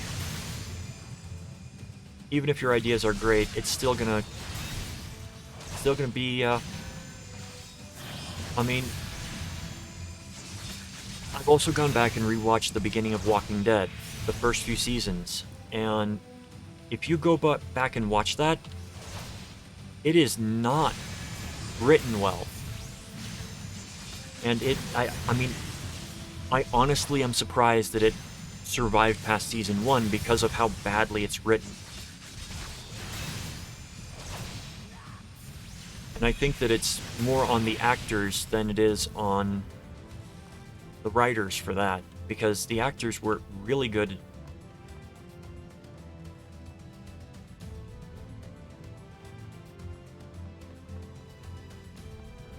But it doesn't change the fact that it was, it's not something to write home about. And a contemporary series for that would also be, Breaking Bad. Different genres, but they're both drama. Different type of drama, yes. But there is more that can be said in the silence in episodes of Breaking Bad than can be said in an entire episode of The Walking Dead.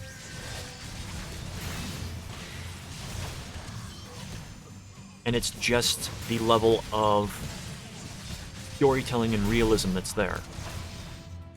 And I don't know if it's the directors, I don't know if it's the writers, but I would honestly say it's a mix of both.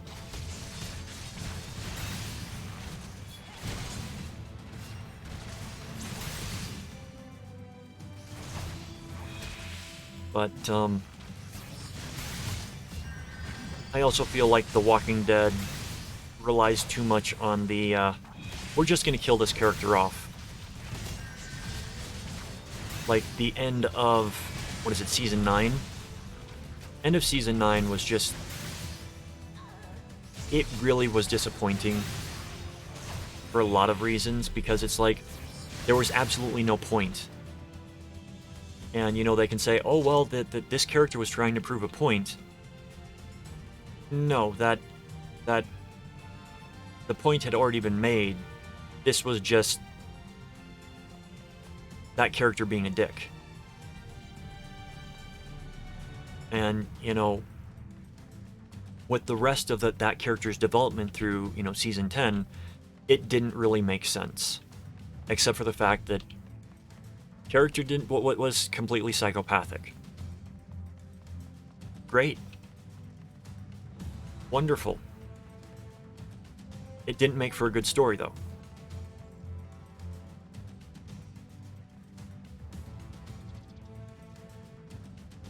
You want a good story with a character that's psychopathic, I'm going to recommend the, what is it, third season of Dexter? Fourth season of Dexter? Let me look that up really fast, because I don't want you people to be misinformed.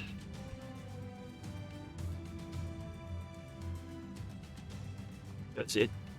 Basically, the season that everybody says is the best season, which I think was the fourth season. It is the one with the Trinity Killer. Let's see, which one was that?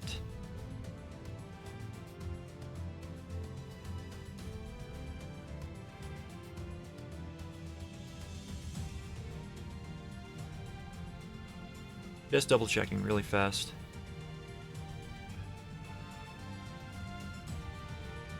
Yeah, so season 4. Season 4, you want like a good portrayal of a psychopath? Season 4 of Dexter. Wonderful storytelling, easily the best season in the show.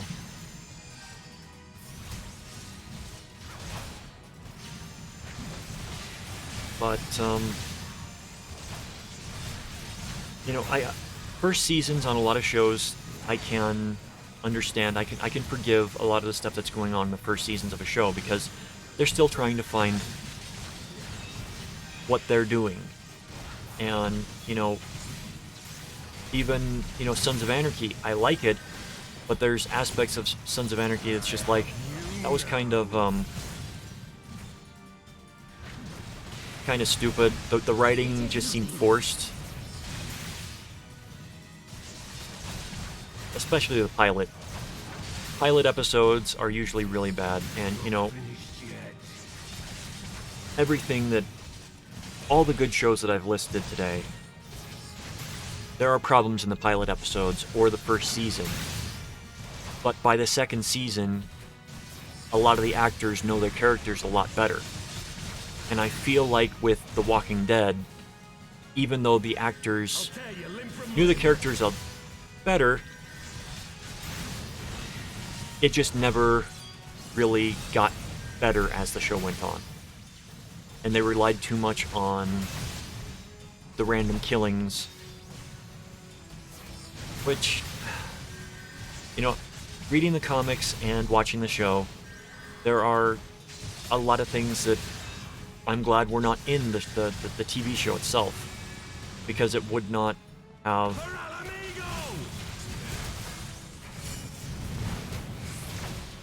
It wouldn't have transferred very well. Like, when they first move into the prison, there are a lot of things that happened in the comics that did not happen in the show.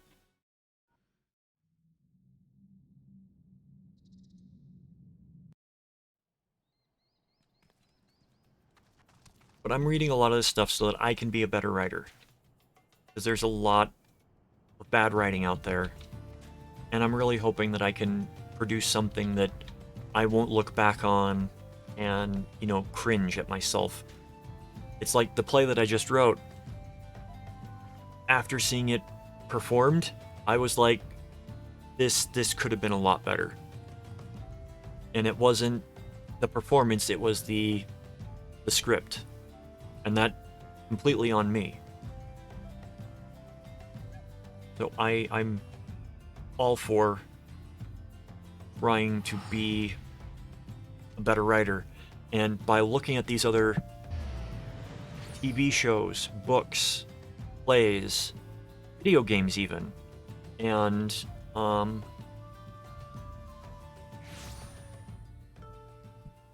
analyzing, reading them, and going over what actually worked in there, what I liked in it, and what other people liked in it.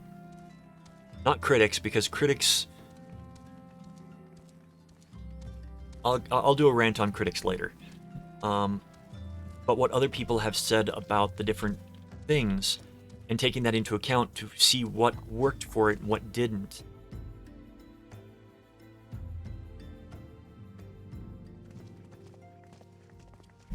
It can help me produce something better.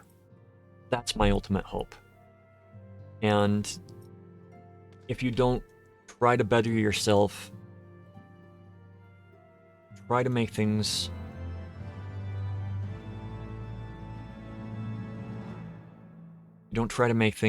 just better in your craft, then why bother practicing it?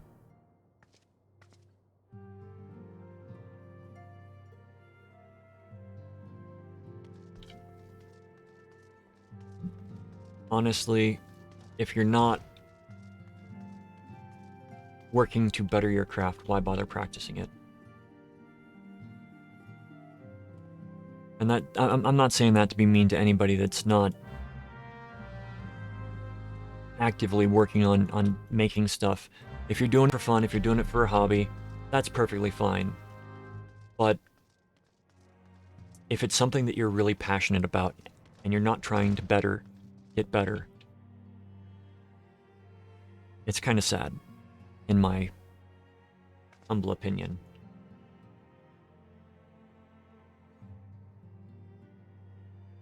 It's like this game. I know I'm not the best player at this game. I know I can still get better in a lot of it, and I do try.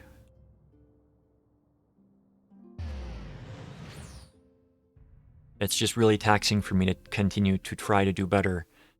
And there's only so far you can go in a game like this by yourself in trying to get better, because all the things that you need to get better for are group fights. And you can't really control the skill of other people. And if you're constantly dying in a fight because you're not getting healed, and it's damage that is unavoidable damage, then you can't really get better at the fight.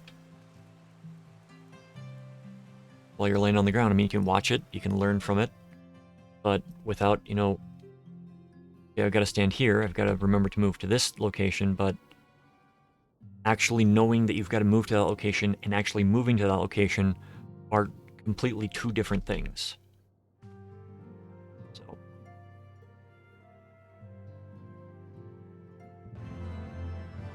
Oh, hey, I'm halfway through the level. I just hit 58 and I'm almost 59. So when I start hitting the 60s, I'm going to start buying the gear. The 60 plus gear. I'm pretty sure that the level 60 gear is expensive as crap. Because the people that can level up to 60 in the trial won't be able to farm the materials to make the high level 60 stuff. The low level stuff from Stormblood. Foundation. I may not get to any duties tonight. I want to, but we shall see. I'm gonna go to the Forgotten Knight. There's a lot of storyline to go through before you start making duties. Hello, Firm Albert. Maybe he's firm because it's cold.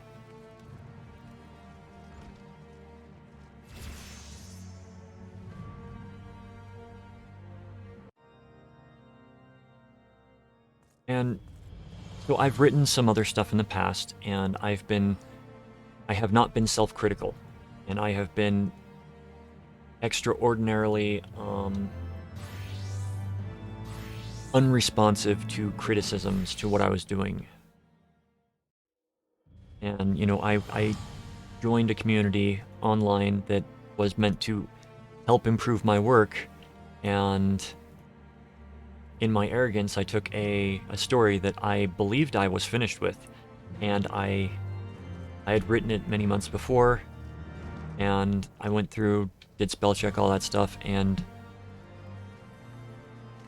submitted it, and some people were going in and saying, you should, this isn't a finished work by our standards.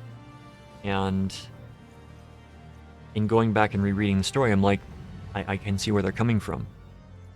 And, you know, I got a lot of room to grow. And that story suffers from one of the problems that I see in a lot of writing. And the fact that I am able to see it in myself now, and my writing, is a little bit, it's frustrating that I see it, but I'm glad that I see it. And what I'm referring to is a rushed ending, where there's like very little, it's like the story reached a point where I could not progress it farther, or I didn't know how to progress it farther. So then it was, we're just going to skip a few years and then have an ending like that, you know, doesn't make sense because it actually doesn't pair up with anything that happened before. So, I may revisit that story and rewrite it completely, because I actually really like that story. And I think that I did not do it the justice that it needed.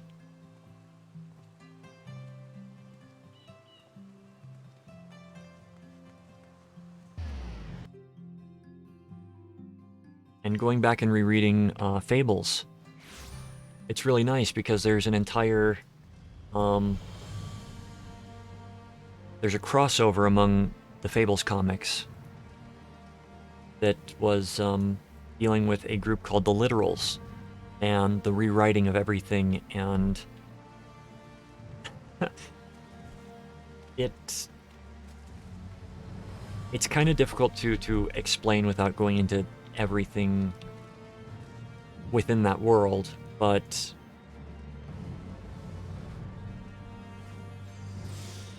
basically rewriting stuff isn't a bad thing. How you go about rewriting it is the important part.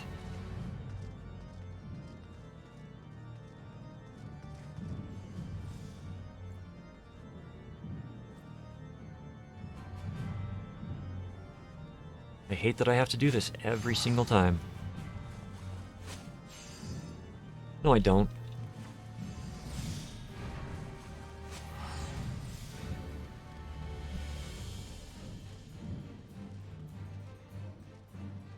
And I think that might actually be a good project to do at some point in the future, is go back and analyze my own writing and say, okay, what was the problem with this? Because I've got stories that I really loved when I wrote them, and, you know, I got good feedback from people, but revisiting them like a year or so later, I was like, this could be improved upon. This isn't a complete story. There's more here that needs to be said, and by skipping over it, and I thought that by skipping over it my first time through, oh no, that's not what I wanted.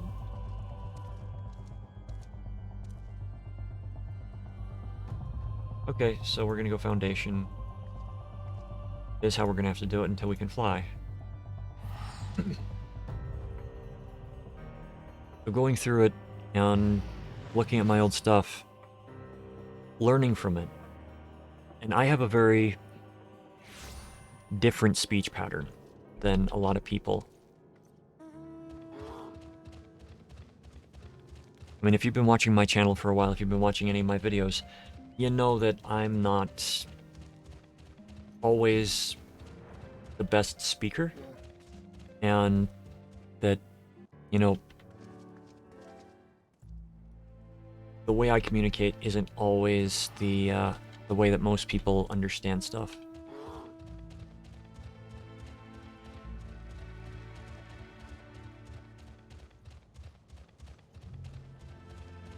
And even in saying that, I don't think I'm getting my point across.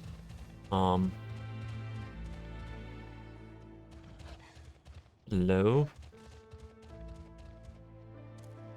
Ah, ether current. So, ether current quests are going to show up as the plus quests. Use the ether compass.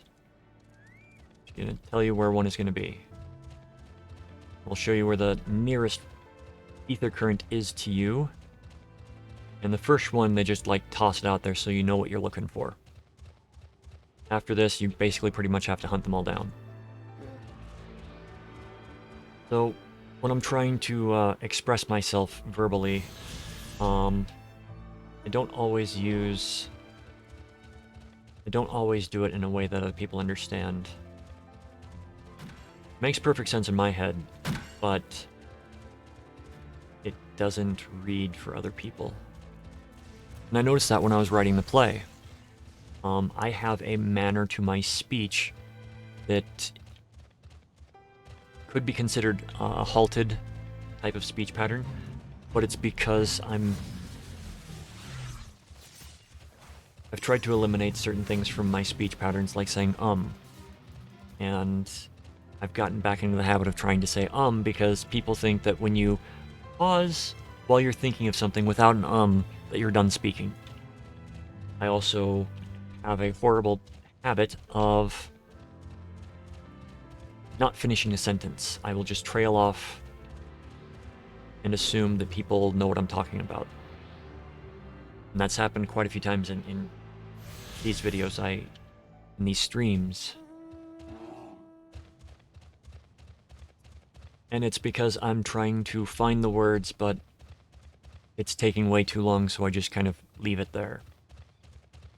Which, in many conversations, it doesn't go over very well.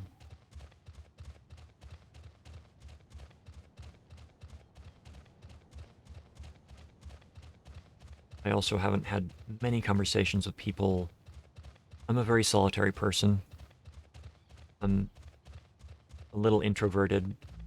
Try my best not to be, you know, but hey, my brain works sometimes, so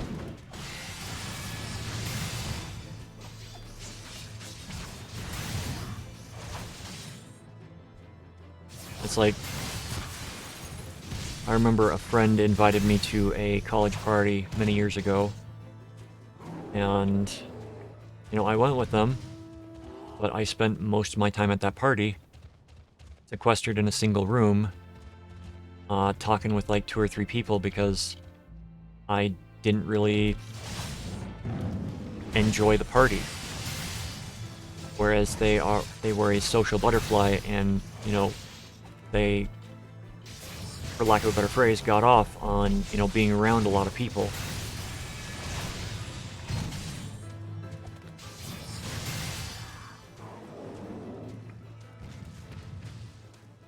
And because of certain personality idiosyncrasies that I'm learning about, it's a lot more difficult for me because of the way my mind works and how certain things function. So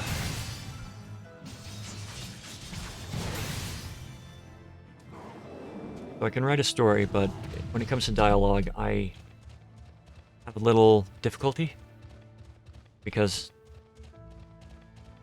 I know how certain characters are supposed to act, know how certain characters, what they're supposed to say, but it's also going to be filtered through the way that I typically speak. And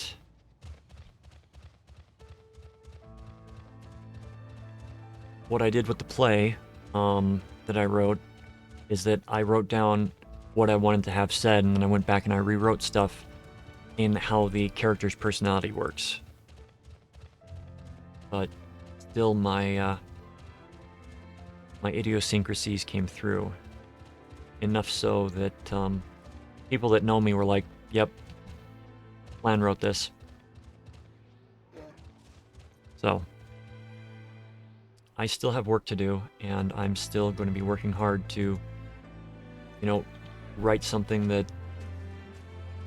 I'm going to be proud of, and that other people are going to enjoy and hopefully be proud of as well.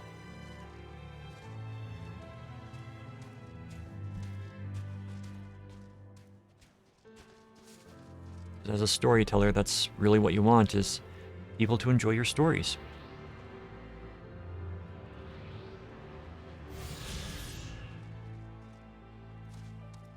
That's why I also feel that, reading bad writing as well is a benefit, because it teaches you the mistakes that other people have made. And you can try to learn from other people's mistakes. And that is true of most writing. Like, so, when I was working on, what was it, the Waverly Gallery, I was running the soundboard for Waverly Gallery, and because there were like 17 sound cues in 100-minute play, there wasn't much for me to be doing most of the time, so I would bring a book, and I would read by the light of the operations room, whatever you want to call it, and I would bring a couple books just in case I got through one, and I'd start the other one, because it actually goes really fast when you are reading and there's not much around you to distract you. Alright, so where I'm going with this. So I took, Slapstick by Kurt Vonnegut, and I took a book called So Close to read, and, I hadn't tried either of these books before, so I started reading So Close first. And So Close or Too Close? Let me double check.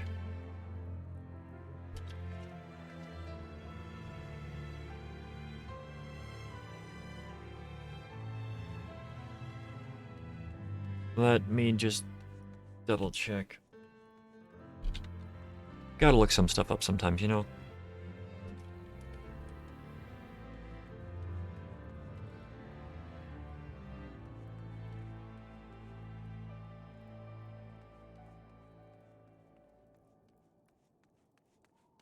Oh, wow.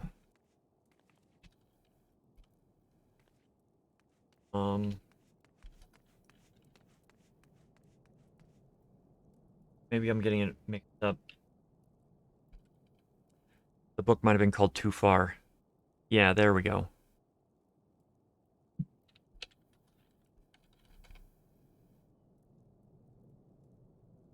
So, it's not So Close. The book is called Too Far. And you can see why I could make the mistake. I started reading that, and I made it through the first chapter. And I felt like I had read one of the absolute worst things ever written. The person who wrote it did not understand pacing, did not understand sentence structure, did not understand stories. And when I dug into the book a bit more, I switched over to the Vonnegut after that, because I was like, I am not going to continue reading that. That was, I'd rather perform one of the labors of Hercules than read that again. But I'm going to go back and I'm going to try to get through at least the first couple chapters because there's lessons to be learned there.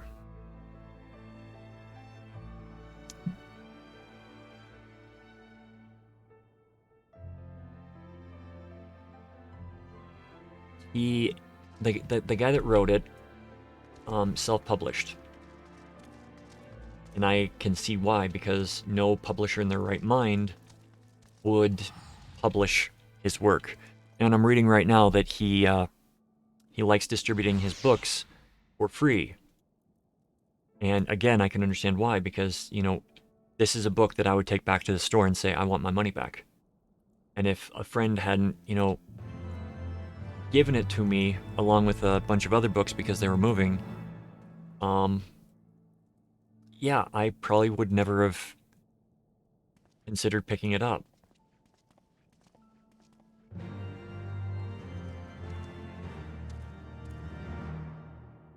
Oh, it's not their first novel, it was their second novel, but it is still, I mean, I normally don't listen to critics because I find that a lot of critics don't, they're not,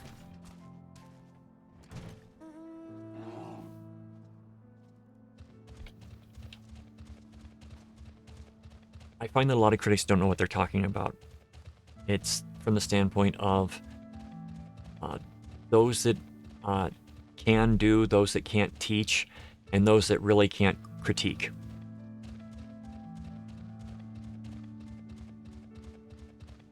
And that's kind of how a lot of his stuff, a lot of critics come across to me, is they can't do it, they can't learn how to do it, so they're going to tear down other people. And it's just sort of a spiteful thing. Not true of all critics, but there's also the aspect of, you know, some critics are paid to give a favorable review for a book, a movie, whatever. Happens more in video games than the other industries these days. But it's still something that happens. So, you know, word of mouth from people that have actually read it and aren't professionals, I kind of put more credence in. Or, you know, other authors. Because there are authors that they know what good writing is because they've been doing it for years. And there are some authors that are very apt in their criticisms.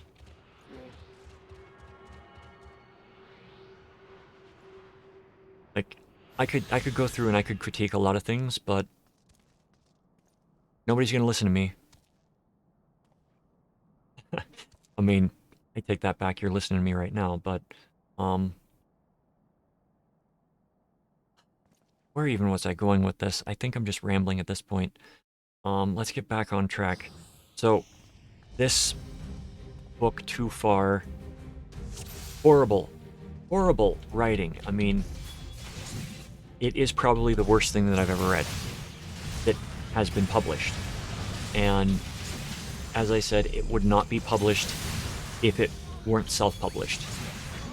Because the guy that wrote it has no idea how to write. And, you know, it's like Uwe Boll. Uwe Boll, he makes movies. He should not be allowed to make movies that are based on video games. Because they never turn out good. A lot of his other movies have won awards, like actual good awards, but most of the movies that he makes that are based on video games have absolutely nothing to do with the video game.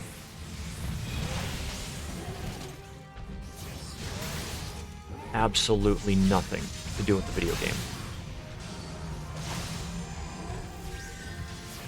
If you wonder what I'm referring to, look at one called In the Name of the King.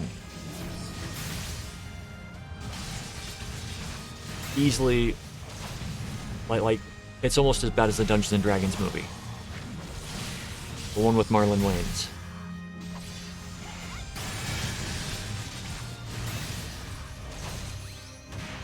So, you know, there are people that they need to stick to what they know. And, you know, there's the want to get better, but in order to get better, you need to be willing to listen to people, or, you know, look at your own work and be critical of it. And I don't think that a lot of these people understand how to be critical of their own work. And yeah, for years I didn't know how to be critical of my own work without, you know, going down the self-pity party of, oh, I'm worthless, I'm horrible, I shouldn't even try this. If it wasn't praise, I didn't want to hear it. Now, the other thing that can be said about that is there's being critical of your work, and there's being constructively critical. And I think that is one of the disconnects that some people don't, that a lot of people have, is they're able to say, well, I don't like this. I just don't like it. And they can't give a reason as to why, because they haven't invested any thought or any time into considering what is wrong with what they just watched, what they read, what they were involved in. And that is something that is absolutely mandatory for improving your work, is critically thinking about it, critically responding to problems that you find within your own stuff or that other people have found in your stuff.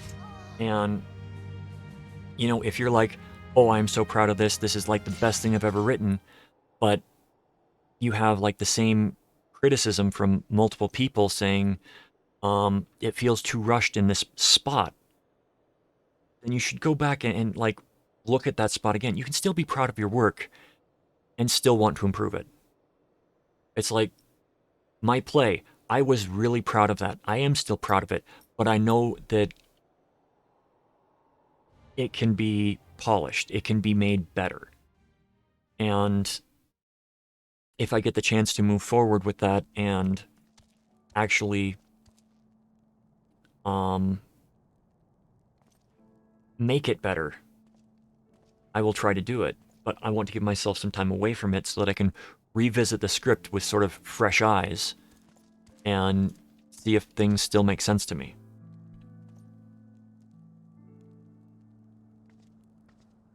Okay, where are we going? Where are we going? We're going to the Victory. Okay. So, the game that I'm going to be working on, the script that I'm going to be writing for the game, is going to be loosely based on the script for the play.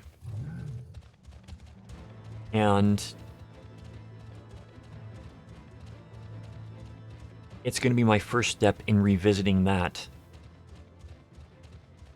because it's going to be, unlike the play, there's going to be a solid set path of events leading up to the start of the game, start of the story. Because without that, it makes all the choices that you have to make in the game more important. For the play, it was an audience interaction experiment. And I don't think the experiment fully worked the way that any of us wanted it. It functioned, but it was not spectacular. With the game, well, the way that the play was written was that the events of the entire history hinged on the choices that the audience made regarding where the story went. So, you could choose option A or option B at the end of the first act, and if you chose option B, then it would set the main character on the evil path, if you want to call it that. And then at the end of Act 2, the choices that were given were influenced based upon the world that was created off of that. So, in a sense, the audience was choosing what the background of the character was as they progressed. With the way that the game has to be done in order to actually work and not be a nightmare writing and actually make a lot more sense, is that the events that happened before the start of the game have to be set in stone for the world. Everything that you learn after that is influenced by what the character learns. So the choices that you make to advance the storyline will be heavily influenced by all the information that you learn, because it is one of those character doesn't have their memory and they're trying to piece things together based upon everything that's going on around them, and they'll run into people that knew them before, and their reactions can be catalysts for other events. So within the play itself, it had to be done with only 2 actors and some voice acting that was recorded. Because of the constraints of COVID. So, what would work for the play and what worked for the narrative of the play won't necessarily work in other formats as well. And I found that my biggest hang-up in doing the play the way that I did, with not having a set thing of events and, is that the main character being good or bad is based upon the choices of the audience. I put too much thought in trying to keep those strands from unraveling as the play went forward, because there were all of the options at the end of the 4 final acts that were written had to be present in the previous 2 acts. So, the first act had to have stuff that would carry through to the other 2 acts, and with a different history being made for each choice, it made it very difficult.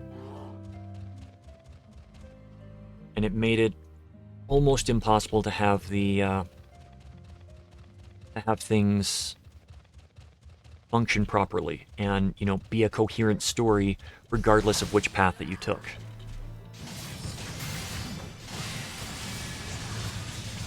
And it's one thing looking back, I would definitely set in stone the events of everything that happened and still have the different options, because it's what I'm going to be doing going forward with the script for the game. Because there are a lot of choices that can be made based upon a set history instead of a fluctuating history. It's easier from a writing standpoint to have facts set in stone that you can refer back to. And, I kind of have a bit more respect for the people that do the choose your own adventure style of writing, because it's not easy. But at the same time, just because it's not easy doesn't mean you shouldn't do it well. And, having 5 different paths that lead to the same ending kind of is bad. Good evening, Wandering Confused. Welcome in.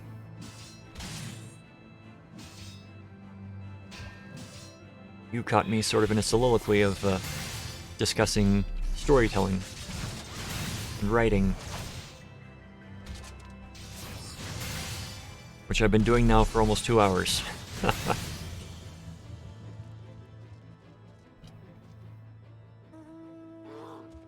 How has your evening gone?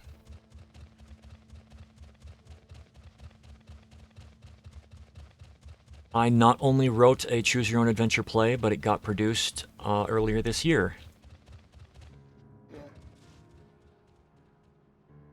It had 3 performances because that's all we could afford, based upon the fact that one of the actors was SAG, so we only had enough money to pay for 3 performances.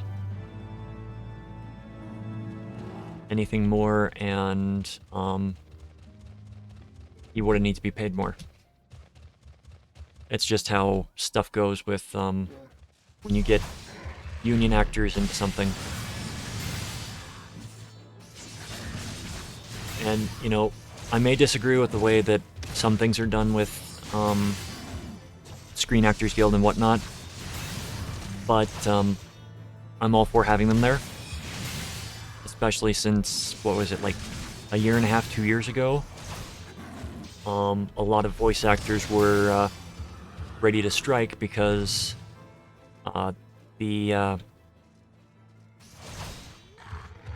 what is it? The audiobook, the people that were like, they were trying to change the rules for recording audiobooks, and you know, the actors had to fight for, you know, no more than 8 hours a day doing this, because, you know, that just because the people that are in charge don't understand that talking for 8 hours a day straight is very stressful on the voice and the body itself.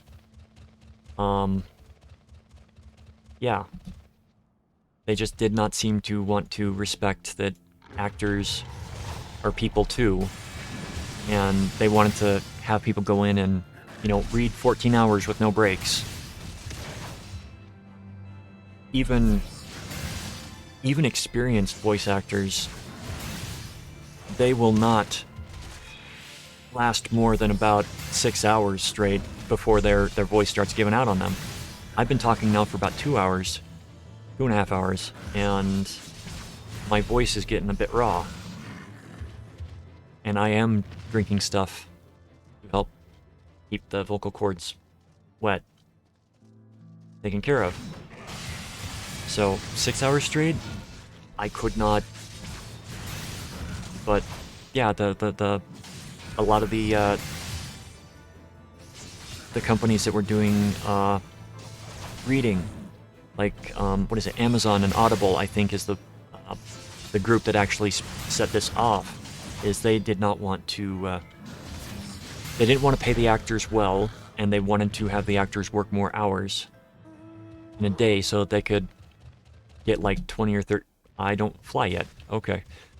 So they could get like more books out, be recorded, and thankfully the union came together and it actually worked, and they can't work for more than 2 hours straight without a rest, and the rest has to be about at least 15 minutes.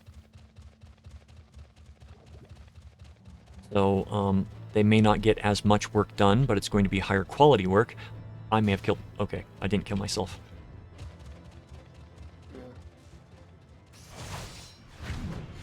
So,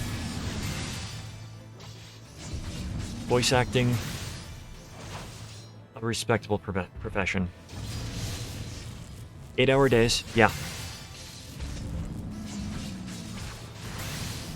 But you might get through 2 or 3 chapters, and it depends on if you have to do stuff that you may have to reread sections in certain tones if the person that's directing you is like, well, I don't think that actually works for that scene.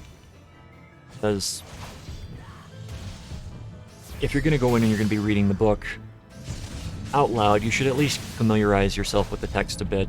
Like, read it once or twice to get an idea of what's being said. But sometimes you reach a point, like, was it Stephen Fry did read all of the Harry Potter novels for the audiobooks. And he's a wonderful, very erudite man, but in one of the books he came across a line that he just could not say. And the line was, Harry pocketed it. And it was just a foreign statement for him. So he was very adamant, and it took him an embarrassing amount of time in his words, to actually say the line. But you have instances like that in almost every book. There are going to be sections that are difficult to read for content, if not for what's being said. Like, I couldn't imagine reading something like, oh, what am I thinking of?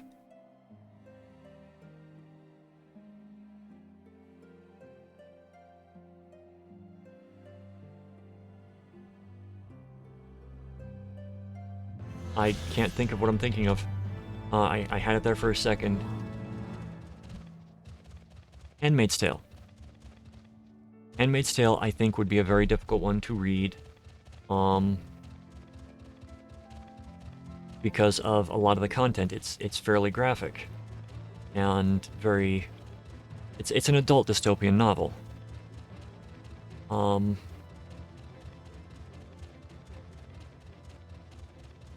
So there might be some scenes that whoever the author or the voice actor is, it might be difficult to get through the scene and they might stumble over something. Or, you know, if there's a book that has a very emotional part and, you know, an actor can still, you know, tear up at certain parts and it can come without, doesn't matter how professional you are, you can still, you know, tear up at something. Like, The Waverly Gallery is a play that I was involved with last year before last, before COVID hit. And the play is the author of the play watching his grandmother go through dementia, just gradually losing her to Alzheimer's. And one of the actors, the actor playing the narrator and the author of the play, he was not available for the dress rehearsal. He was experiencing chest pain, so everybody was like, you're going to the hospital to get this checked out. So, because of my previous experience with acting and whatnot, they asked me politely if I would read the line, read the part. So I didn't have to engage and do all the actions that he was supposed to be doing, but I did have to, you know, be on stage and read from the script in my hand. And I had read this script probably about 40 times at this point.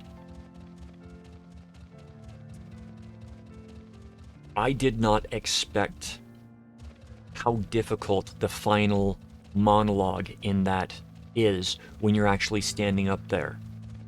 Because it is the author basically talking about what happened to his grandmother. And, you know, as I'm sitting there reading that, I'm having flashes to my grandfather, who in his later years had Alzheimer's and wouldn't recognize any of us. And I made it through with my voice just quavering a little bit, and then when I went off stage, I kind of just broke down and cried because everything that was there, it hit harder.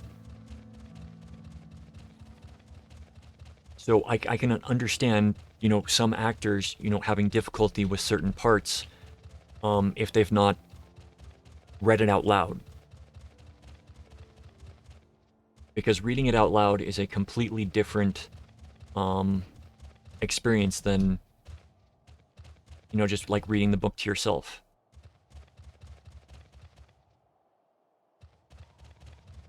But yeah,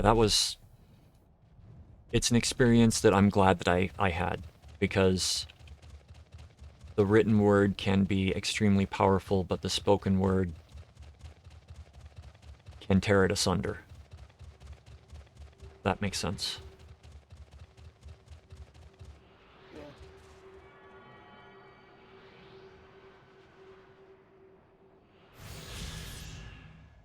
So getting back to things, yeah, I'm glad that they won their little case, because it can be an extremely harrowing job. Acting, reading, all that stuff, and you know, it makes perfect sense that they would want to protect themselves. Because, you know, one of the studios was even saying that they didn't want to allow bathroom breaks, or the stuff that, you know, retail workers have the right to have. It's just, I think as soon as you hit a certain point in the production chain, they stop seeing people as people, and they're just another thing to make money.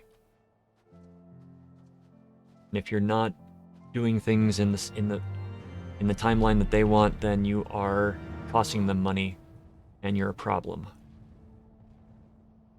Yeah. I actually had one director that was, horrible to work with. If you're an actor. And if he knew what he wanted. He wasn't like Stanley Kubrick levels of insane and overbearing, but for one production, it was A Winter Tale? Shakespeare, Winter's Tale. And it wasn't even one of the actors. It was one of the stagehands. And the stagehand in question, he was saying that she was too pale, that she needed to like have a black turtleneck because she was too pale. And it was kind of like, the fuck? Because she was absolutely not pale, but scene transitions, he was saying that he could see her every single time that she was doing it, so she had to put on a long sleeve shirt for this, and she was by no means pale. I mean, you could tell that she was Native American ancestry. So it was just like, certain directors are really strange, and they will have what they want come hell or high water. And it's not like she could be moved to another project because she had to work both plays as stagehand, because it was part of the curriculum.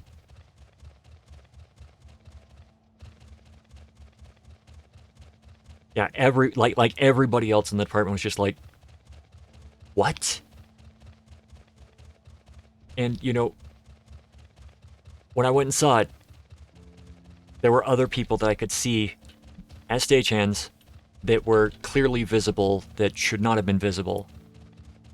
And this was before I was actually like looking for stuff like that. No remarks about them, ever. So it just, it kind of made me wonder if he had something out for that actress. And, you know, looking at the other role that I know that she was cast for under him, it's possible. I don't know how familiar you are with theater and plays. What was the name of that one? It was a comedy of errors type of play, where the first act was a play had just opened, and they were like doing all the performances, and everything was like fresh. And then the second act was, you saw behind the what was going on backstage at like halfway through the run. And then the final one was everything on stage just going to crap because it's like the final night of the show, and all the debauchery among the people was coming through, and instead of the actors like becoming friendly with each other, they were becoming angry with each other. I'm trying to remember the name of the play.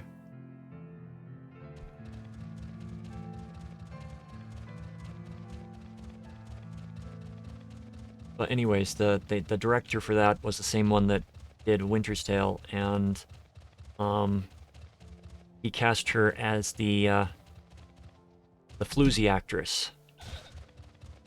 the one that is basically half naked throughout the entire play, and not really respected by much of the cast. I mean, the actual cast, yes, but the characters in the play, not very much. What am I even doing? I'm just running around in circles. I need to go up. Teleport.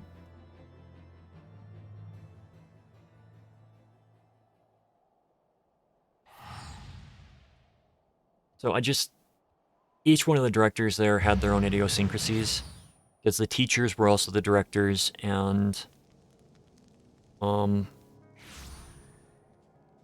were only two of the teachers that actually seemed to care about getting the students that were performance majors on stage and getting them that requirement for their graduation so that they had something to do before they left.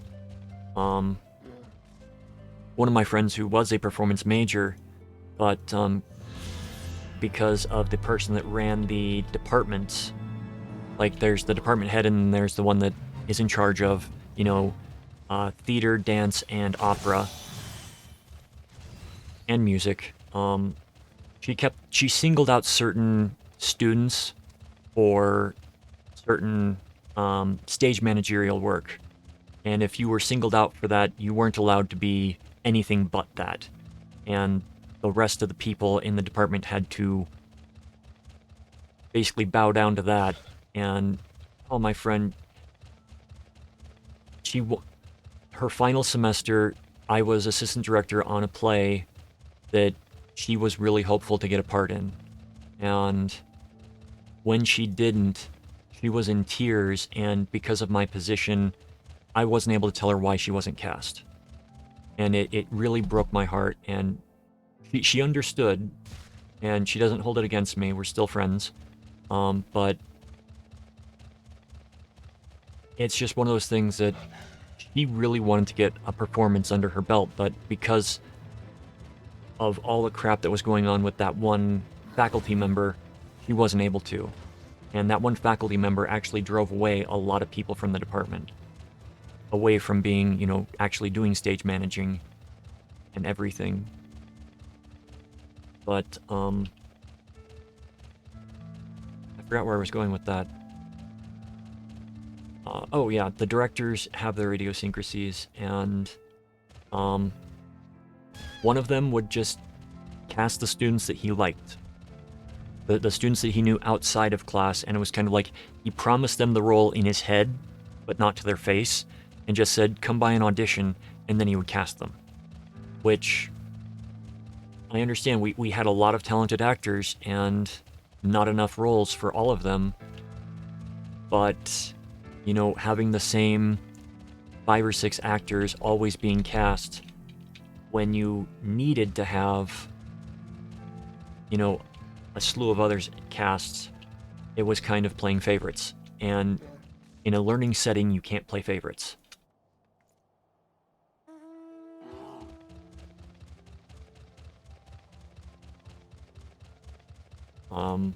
The other director that I mentioned, the one that was mean to this other student,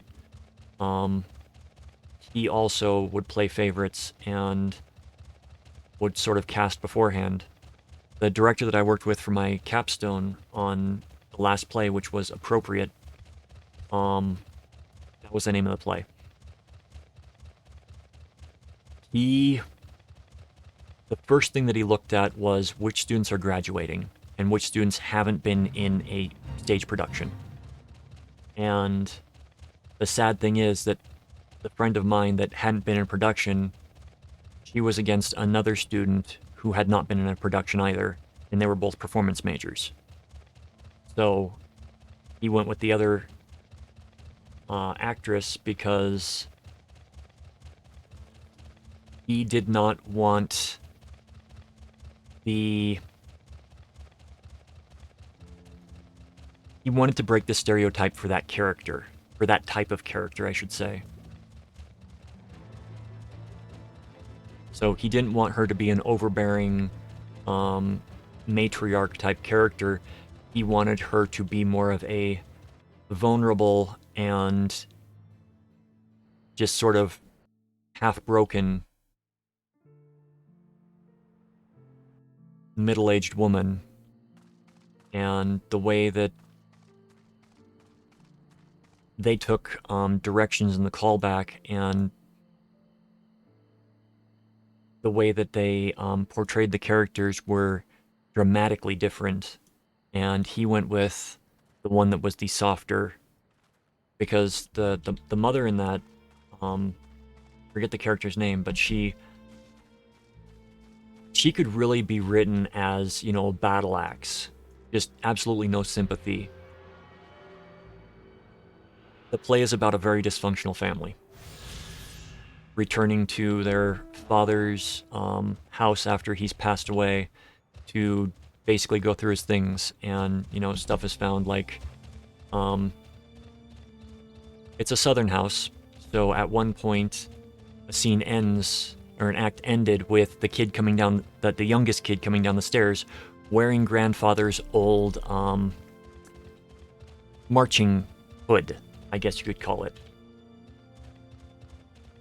And it kind of just, like, sort of a shock for the audience, but also the understanding that, you know, this was the South, and, you know, their father was part of an organization that is a horrible organization.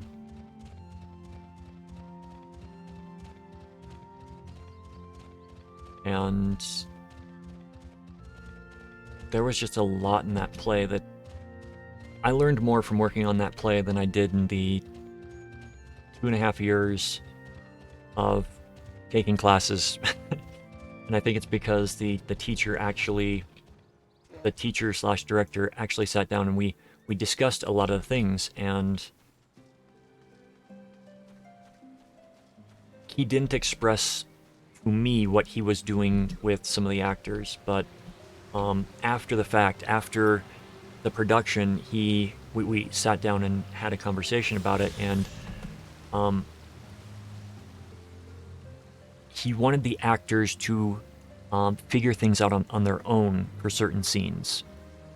Because you can tell an actor to do a scene, but if you let the actor find their own way to the destination you know they can find, it works better for them.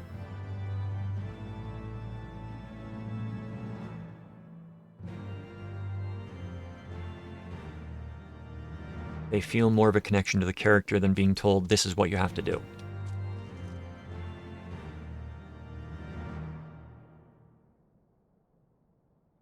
So, yeah. It wasn't the first show that I was assistant director on, but I certainly learned a lot more than everything. And that, the teacher that did that, he was only an adjunct professor. So he wasn't even full-time, but he was more interested in helping the students than putting on the play. He felt that by helping the students, the play would be better.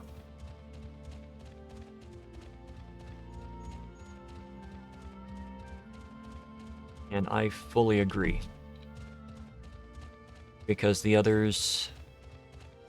all the others that I worked with, it was, you're going to be doing it like this. There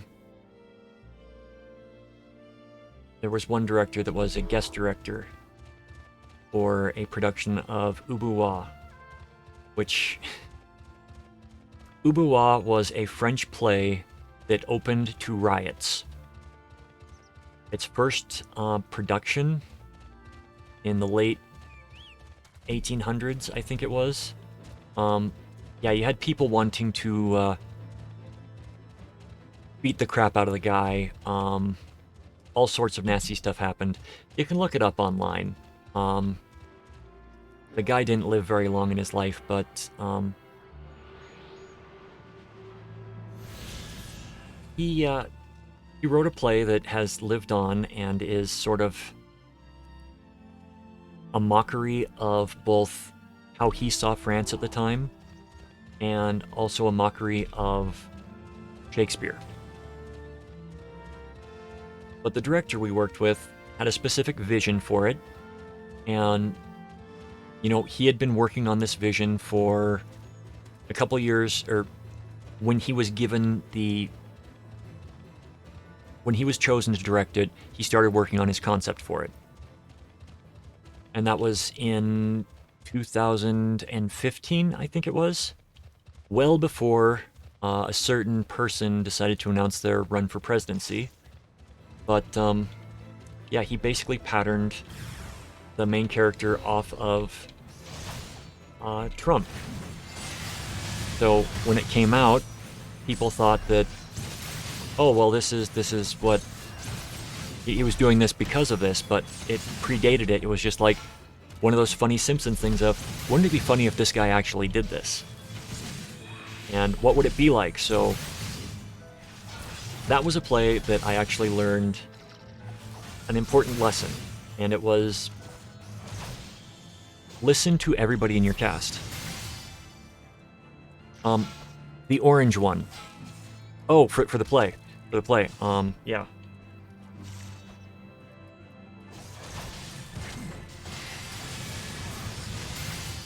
It translates to king shit. And you can actually see an old, I think 1970s, 1960s production of it that was recorded in France on YouTube.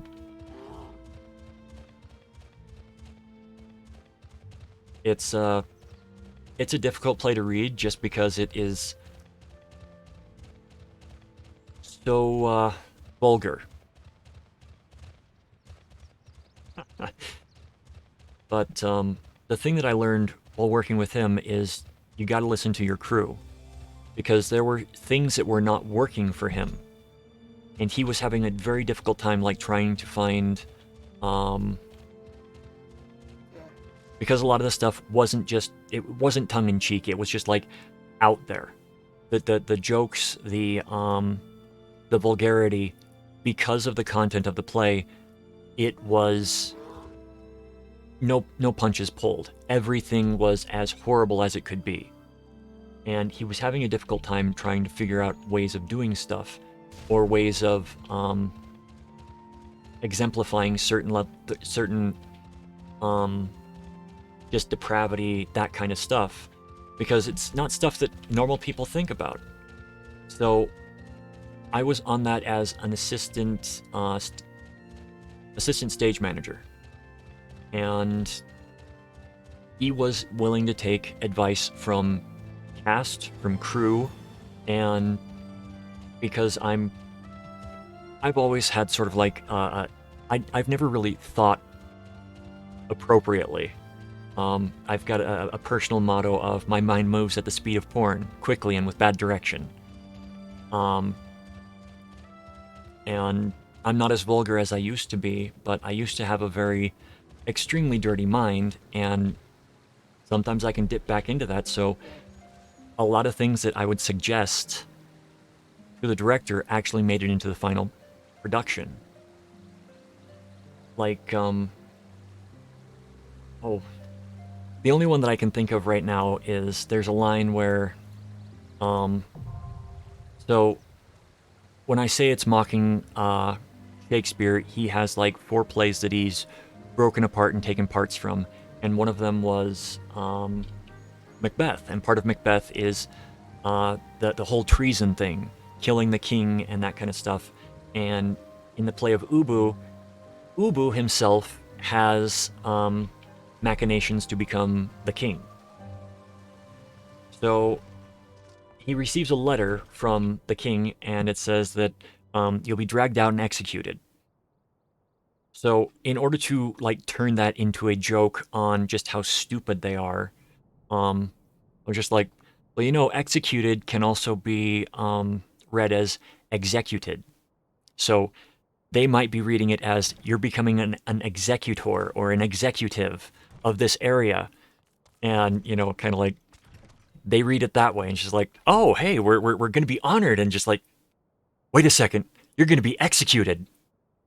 So that's one joke that I added in that was higher brow than the play actually deserved, but it's one that never failed to get a laugh from the audience. And I'm happy about that. Because it is really a very strange joke. And I didn't think it would read. But yeah, I'd say that about 50% of that play was all his stuff, and the rest of it was stuff from actors or stuff from the people involved. Even some of the stagehands had ideas, and it's like, excuse me, the way it worked at the school was, you're a freshman. You have to take a class that was practicum in theater. So it was doing practical stuff like working in the paint shop, working in the set shop, costume shop, and you had to run crew on at least 2 productions. So, yeah, even the freshmen were getting their ideas listened to, and some of it showed up in the play. So, always be listening to the people around you, and as a different director, as one of the other teachers said, take their idea and claim it as your own. Because nobody else is going to know except... And he says that theater and television are both like that. If it's a good idea, make it your own. You don't have to tell anybody that it was your idea or that it was somebody else's idea. But if you're the one that implements it, it's going to be seen as your idea.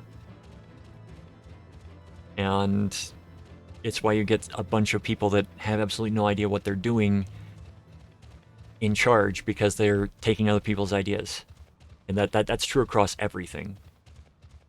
Doesn't matter your business.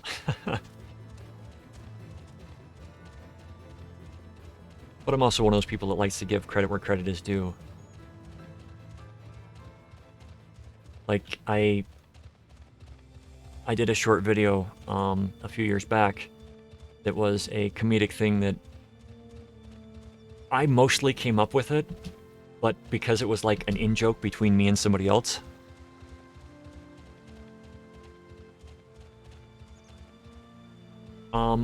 I do not know what Grand Guignol is. The performance of Ubu that we did was just, it didn't move past this, because it was a shit show. I mean, there was a point where they were literally firing fake crap at the audience.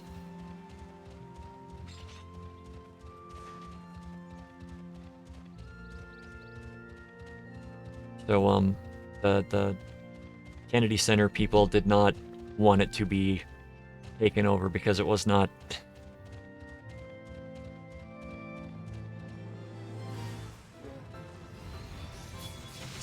let's see.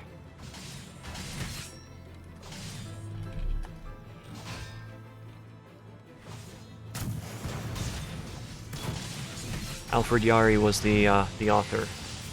And there have been a few translations, but no, this was a college level. It's possible.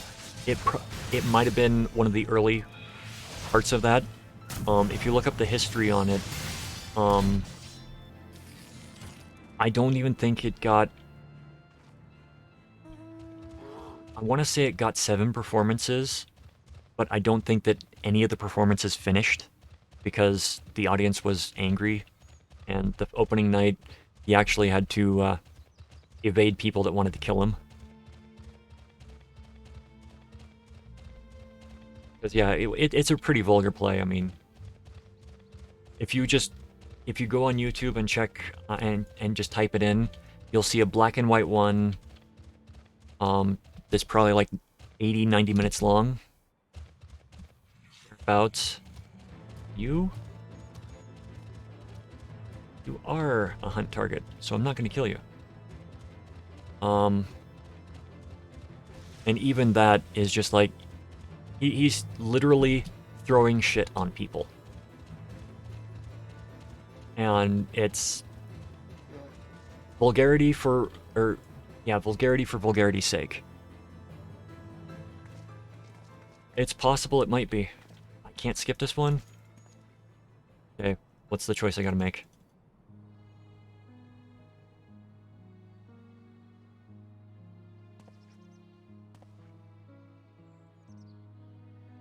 Guess let's grunt.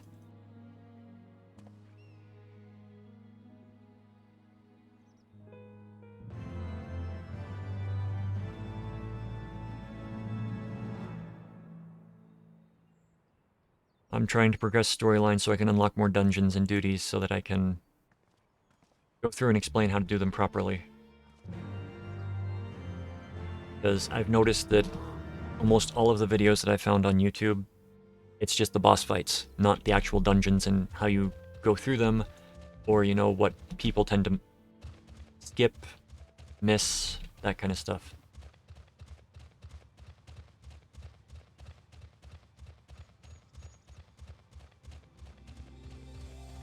But yeah, I really miss it.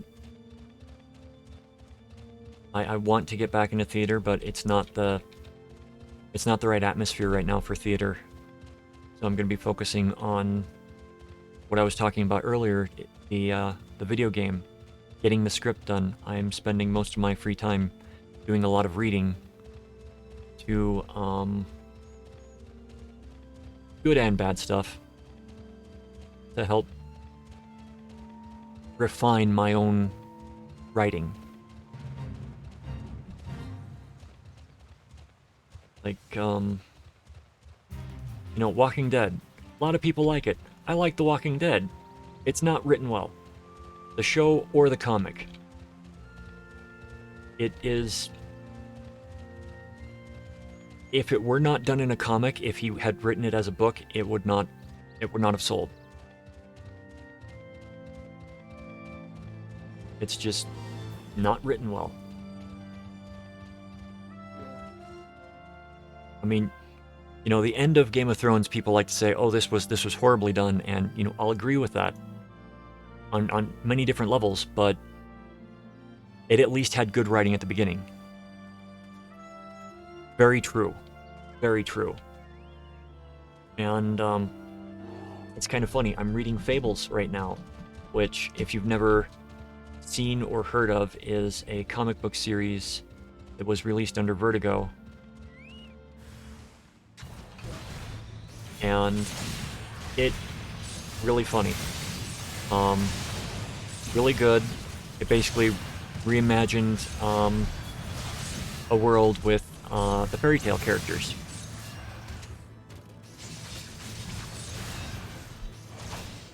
And the writing in that is like top notch.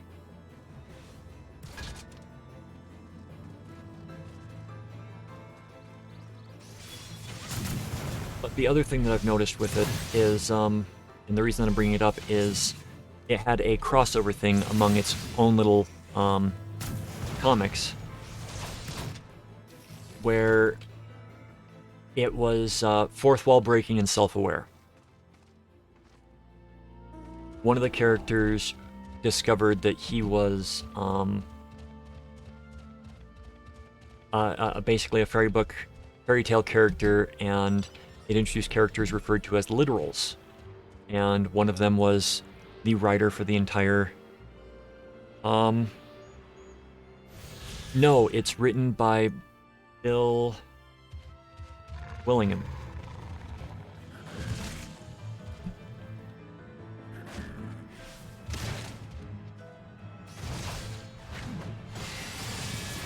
He wrote the entire run of it. But the literals thing was funny because a lot of the stuff that I've been, like, dealing with inside, the entire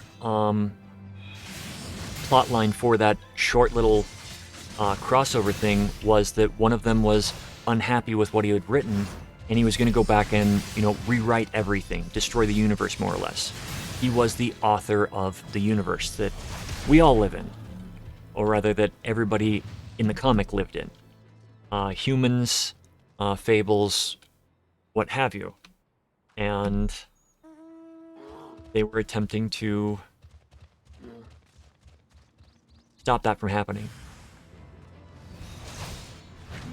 But one of the things that came up was writer's block.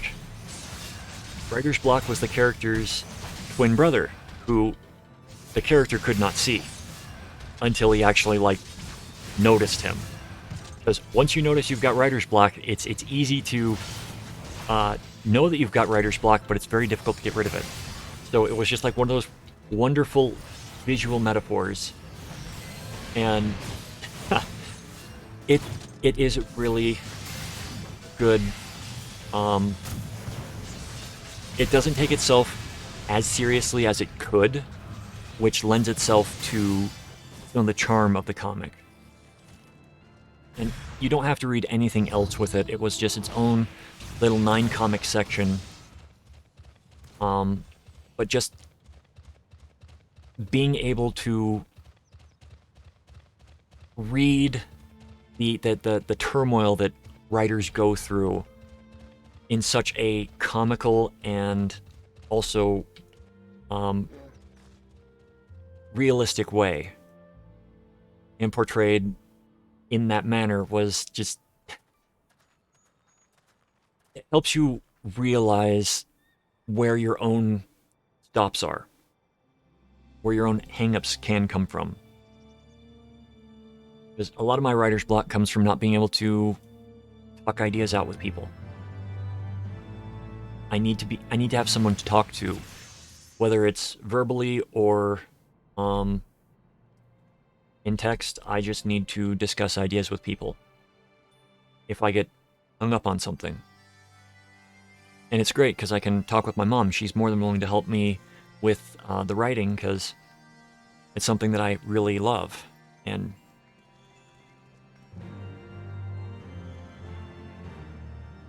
oh, I certainly hope so. Okay, before we go that way, I didn't get it, did I? I did not do it. Okay. I'm forgetting all the rules that I have set forth in my videos. When you arrive in a new place, attune yourself to the aetheryte.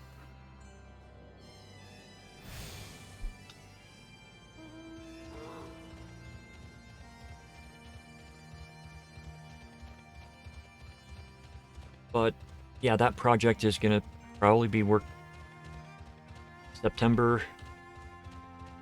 When September starts, it's gonna be too late to start on it. I'm planning on doing some writing this weekend.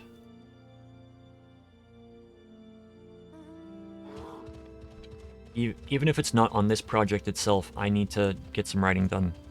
So what's important is that something gets done. And one actor that I actually... Actor-writer... You know who Will Wheaton is, I hope. I have great respect for him as a person and as a writer, because the advice that he's given for writing has been like a universal, and that is, it doesn't matter what you write in a day as long as you get something written. Because it's possible that, you know, a week from them, 2 weeks from them, you might go back and reread that section and say, okay, I need to change this.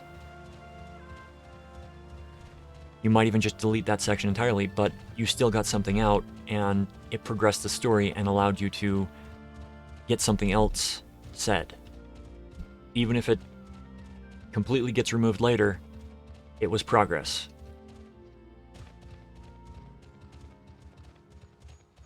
That actually really helped me get through the first few drafts of the play, because that play was such a bitch to write. And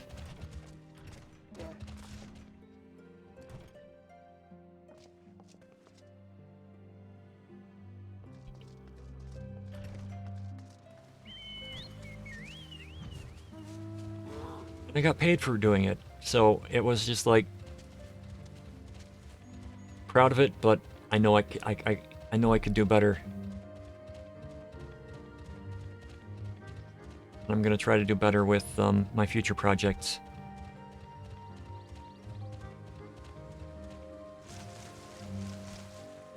And since the game is going to be based on the plot, not exactly the same events, but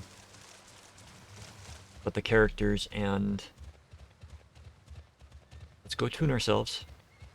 I'm going to be revisiting the play, and I'm hoping that when I actually revisit to rewrite the play, I will be able to take some lessons from the game script to make it a more tangible and more,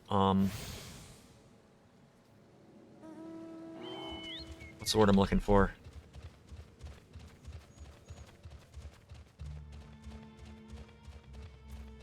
A better script, but more eloquent.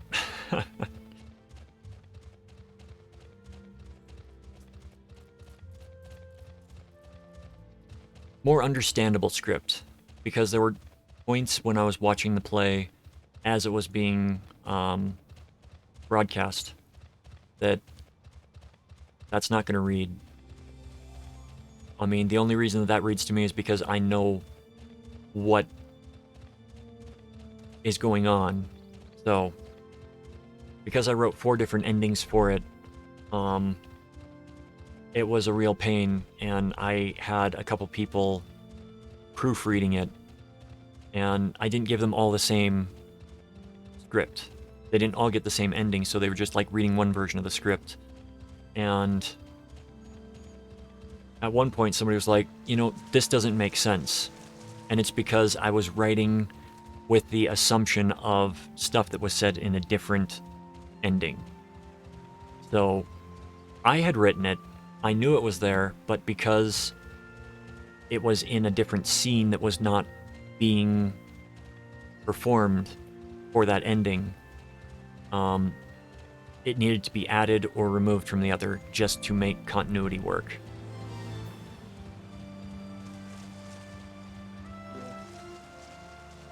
Choose your own adventures. Plan on writing. Try to stay away from them unless you can keep track of many threads at a time.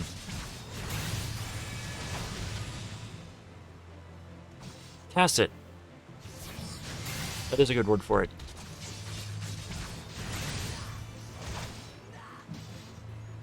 But a game like, what is it? It just came out, Detroit Become Human. A game like that, you know, they have like a 1,200-page script that has all the different paths that can happen. It takes a lot of wherewithal to keep everything in order.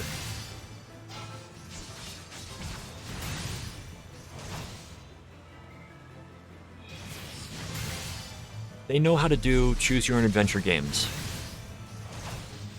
They've actually gotten quite good at it.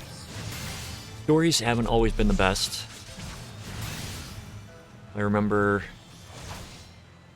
a lot of people were talking up Beyond Two Souls back when that was going to be coming out. I was like, okay. A lot of people that I trust have been saying this is going to be a good thing. And it's got then Ellen Page, now Elliot Page, in it, along with Willem Dafoe. I was like, okay, so I really like these 2 actors.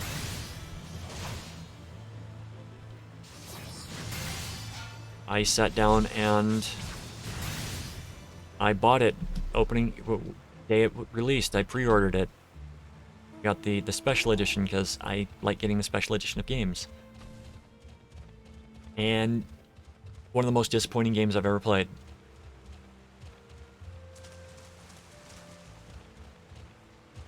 So they can do the choose-your-own-adventure genre, but they don't necessarily have the best stories every time. Oh, I'm sure it was. I'm sure it was. You've got the lead writer. It's like with this game. You have the person that's in charge of the entire game, and then you've got the lead writer and then the writing staff. And the lead writer on this is in charge of the main storyline and a lot of the sub-story lines as well. And then for a lot of the side quests, they still have to get run by the lead story, the lead writer, because it can't conflict with the lore that's already been set up. And that's what I like about this. They try their damnedest to have all the lore match up.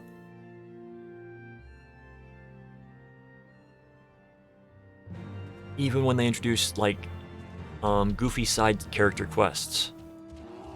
One of my favorite quest lines is the Hildebrand quest line, which is just pure comic relief. Think in the vein of the Phoenix Wright games,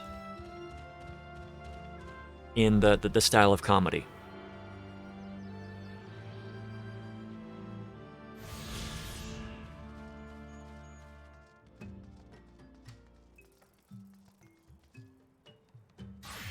You have, well, maybe not the Phoenix Wright games.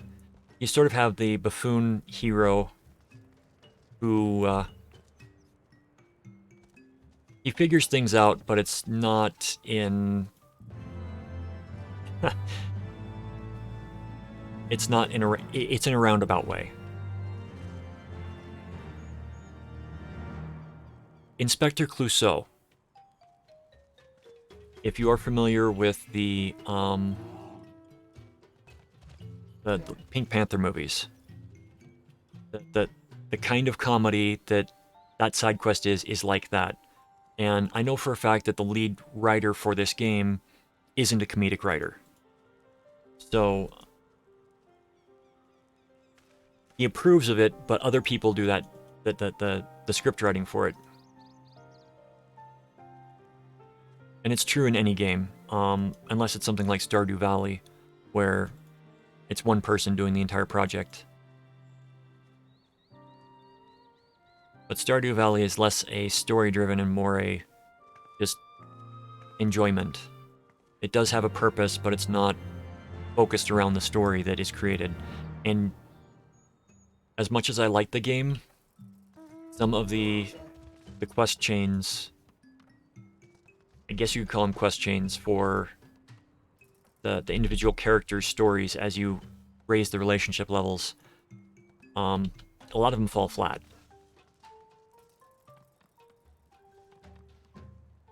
Unless they changed it in the last big patch, which is possible. They've added a lot to that game. Writing is not an easy job.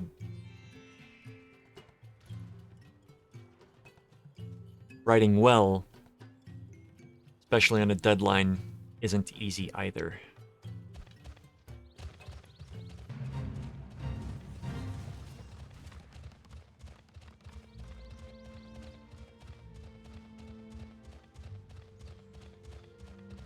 And I think the one thing that really helped me with getting where I am and being more comfortable about looking at my own writing and being more critical of my own writing instead of thinking, my writing is great, I don't have to listen to what these other people are saying, is seeing that some of my favorite writers are have the same struggles, have the same had the same aversion to being critical of their work. And the writers that became better writers were always willing to accept criticism or even scrap ideas completely, because they just did not work. And I've got one story that I've been wanting to write for years, but I've never found a way to get it to work. So it's basically just been something that's been percolating in my brain. And I've been wanting to write it for like 20 years. But I've never found a means of having it make sense. Everything seems way too contrived, so I've just been giving it time and revisiting it every few months and seeing what would work, if anything that I've come across.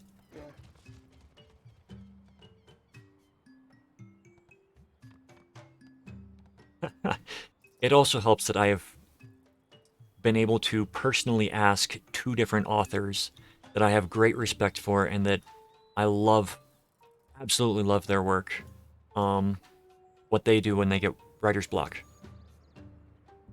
And I've got one of them I asked in person because I went and saw Tamara Pierce when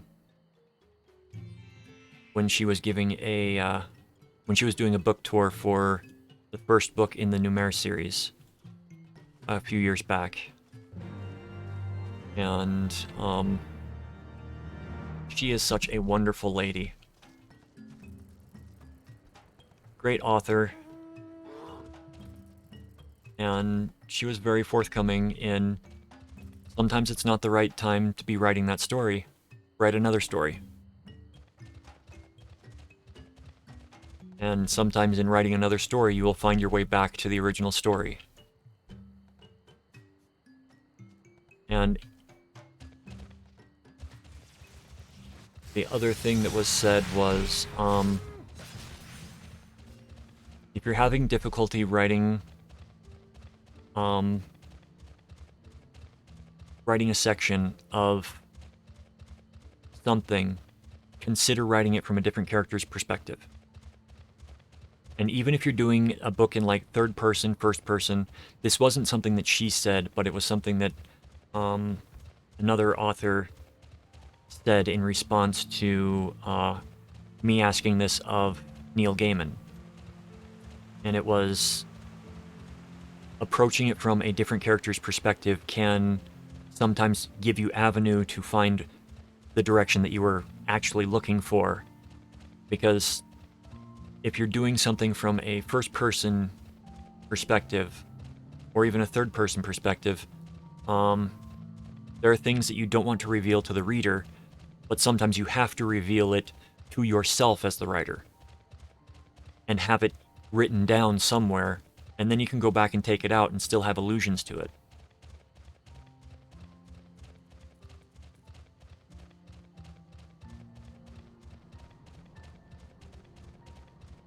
There are many ways of, as the old saying goes, there are many ways to skin a cat. And not all of them are right.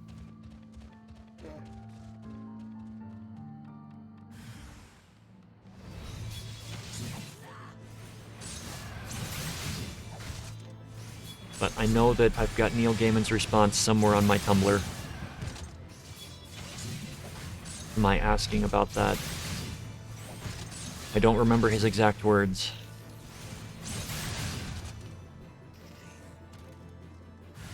But, yeah, there are a few authors that are living that I have more respect for than him. Because he has written more things that I have enjoyed, and he's also just been, like, the most stand-up person that I've seen with that level of fame. And still be genuine. Like, who he presents on social media is pretty much who he is, instead of a different face.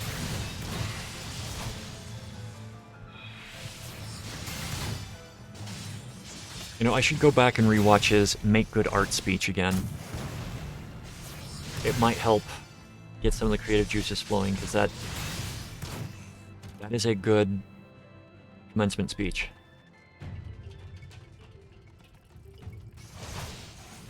Yeah.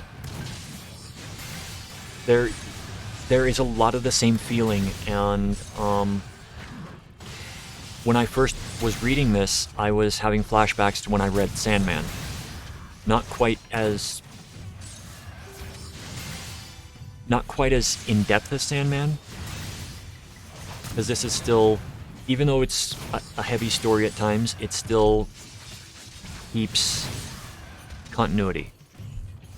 The side stories are always related to something that's happening in the main story, whereas in Sandman, while everything was related to the Endless, and to a lesser extent, everything related to Dream, it was... you would still have stories that seemed out of place. Still fit in the world, but did not link back to it in a meaningful way. No offense to Mr. Gaiman. It just felt that some of the side stories... and I never finished the Sandman series because I didn't have them. I was reading them from a friend. So I only made it to, I think, issue 40 or so. And I still find it funny that Lucifer is loosely based on Sandman, the TV show Lucifer.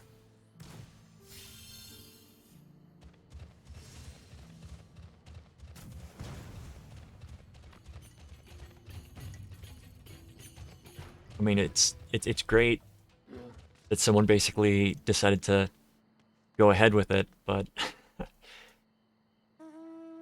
maybe I should try to read Sandman again. I'm definitely looking forward to the live-action production soon. Because there's one character I've always wanted to see on the screen, and that's the Corinthian. Scared the crap out of me. But he was designed to unnerve people.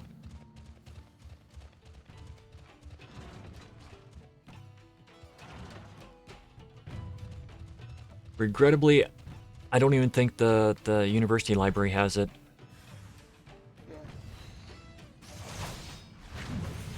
Because our city library is part of the community college. And then there's the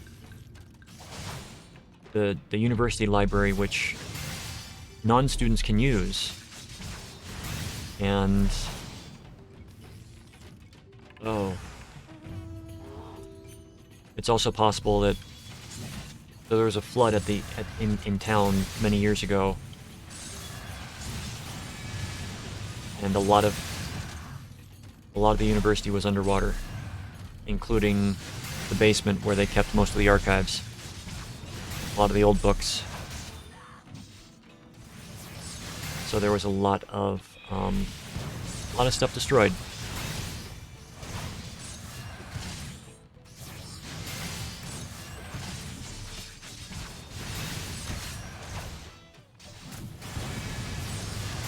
But I also think that, you know, with a lot of the stuff that I've read since I first read, my first attempt to read Sandman, because that was back in the early to mid 2000s, I might have a better understanding and a better appreciation of what's going on, because I know a lot more mythology now. And a lot of Sandman is steeped in mythology, and particularly Catholic mythology. And I know some people will take issue with me referring to it as mythology, but it's a blanket term for all of the beliefs that come from any religion. And it's not meant to denigrate anything.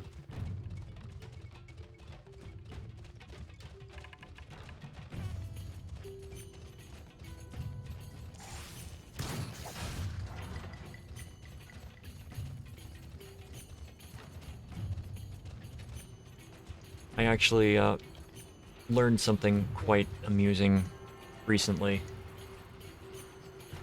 And that is that nowhere in the Bible is purgatory mentioned. The first mentioning of purgatory that anybody can find written down, or any mention to the concept of purgatory, was in the Divine Comedy. So in essence, they adopted fan fiction as canon, which just... it's kind of funny. At least to me.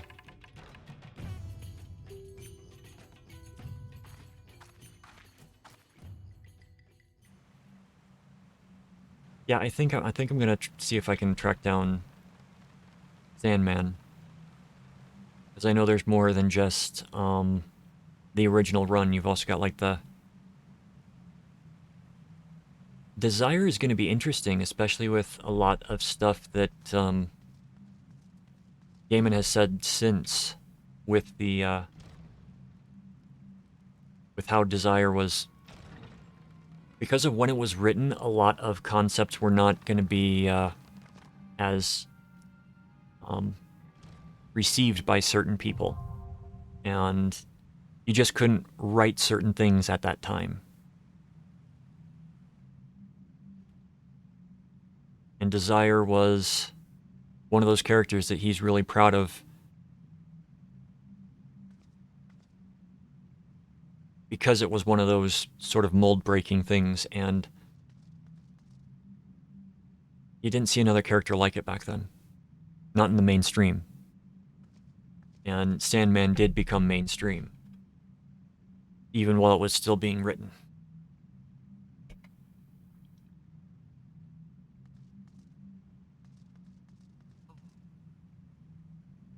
I've enjoyed talking with you. I think I'm going to be calling it here, though, because I've been going for 3.5 hours. My voice is starting to give out on me. And I need my voice to do the dungeons. So I will probably be back tomorrow to knock out the 2 things that I've unlocked. And thank you for coming in, Wandering Confused. It's always good to have someone to talk to, and I do appreciate you being here.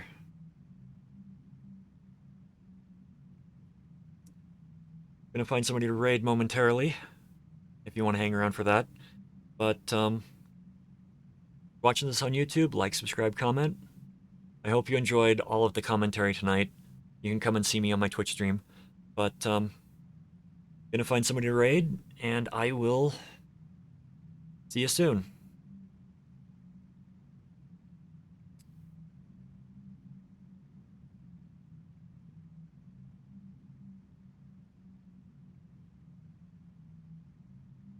Let's see, who do we have? Oh, it's a shame they're not doing Final Fantasy XIV.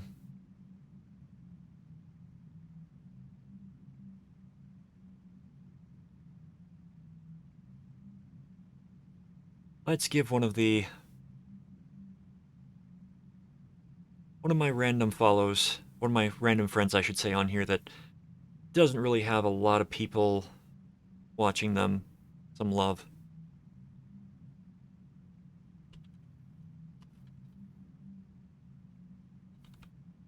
And go visit Bailey. They're currently playing a game called Road 96.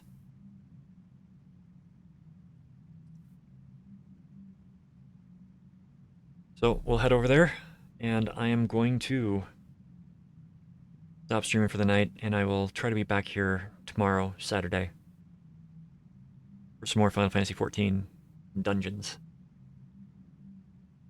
Thank you for being here.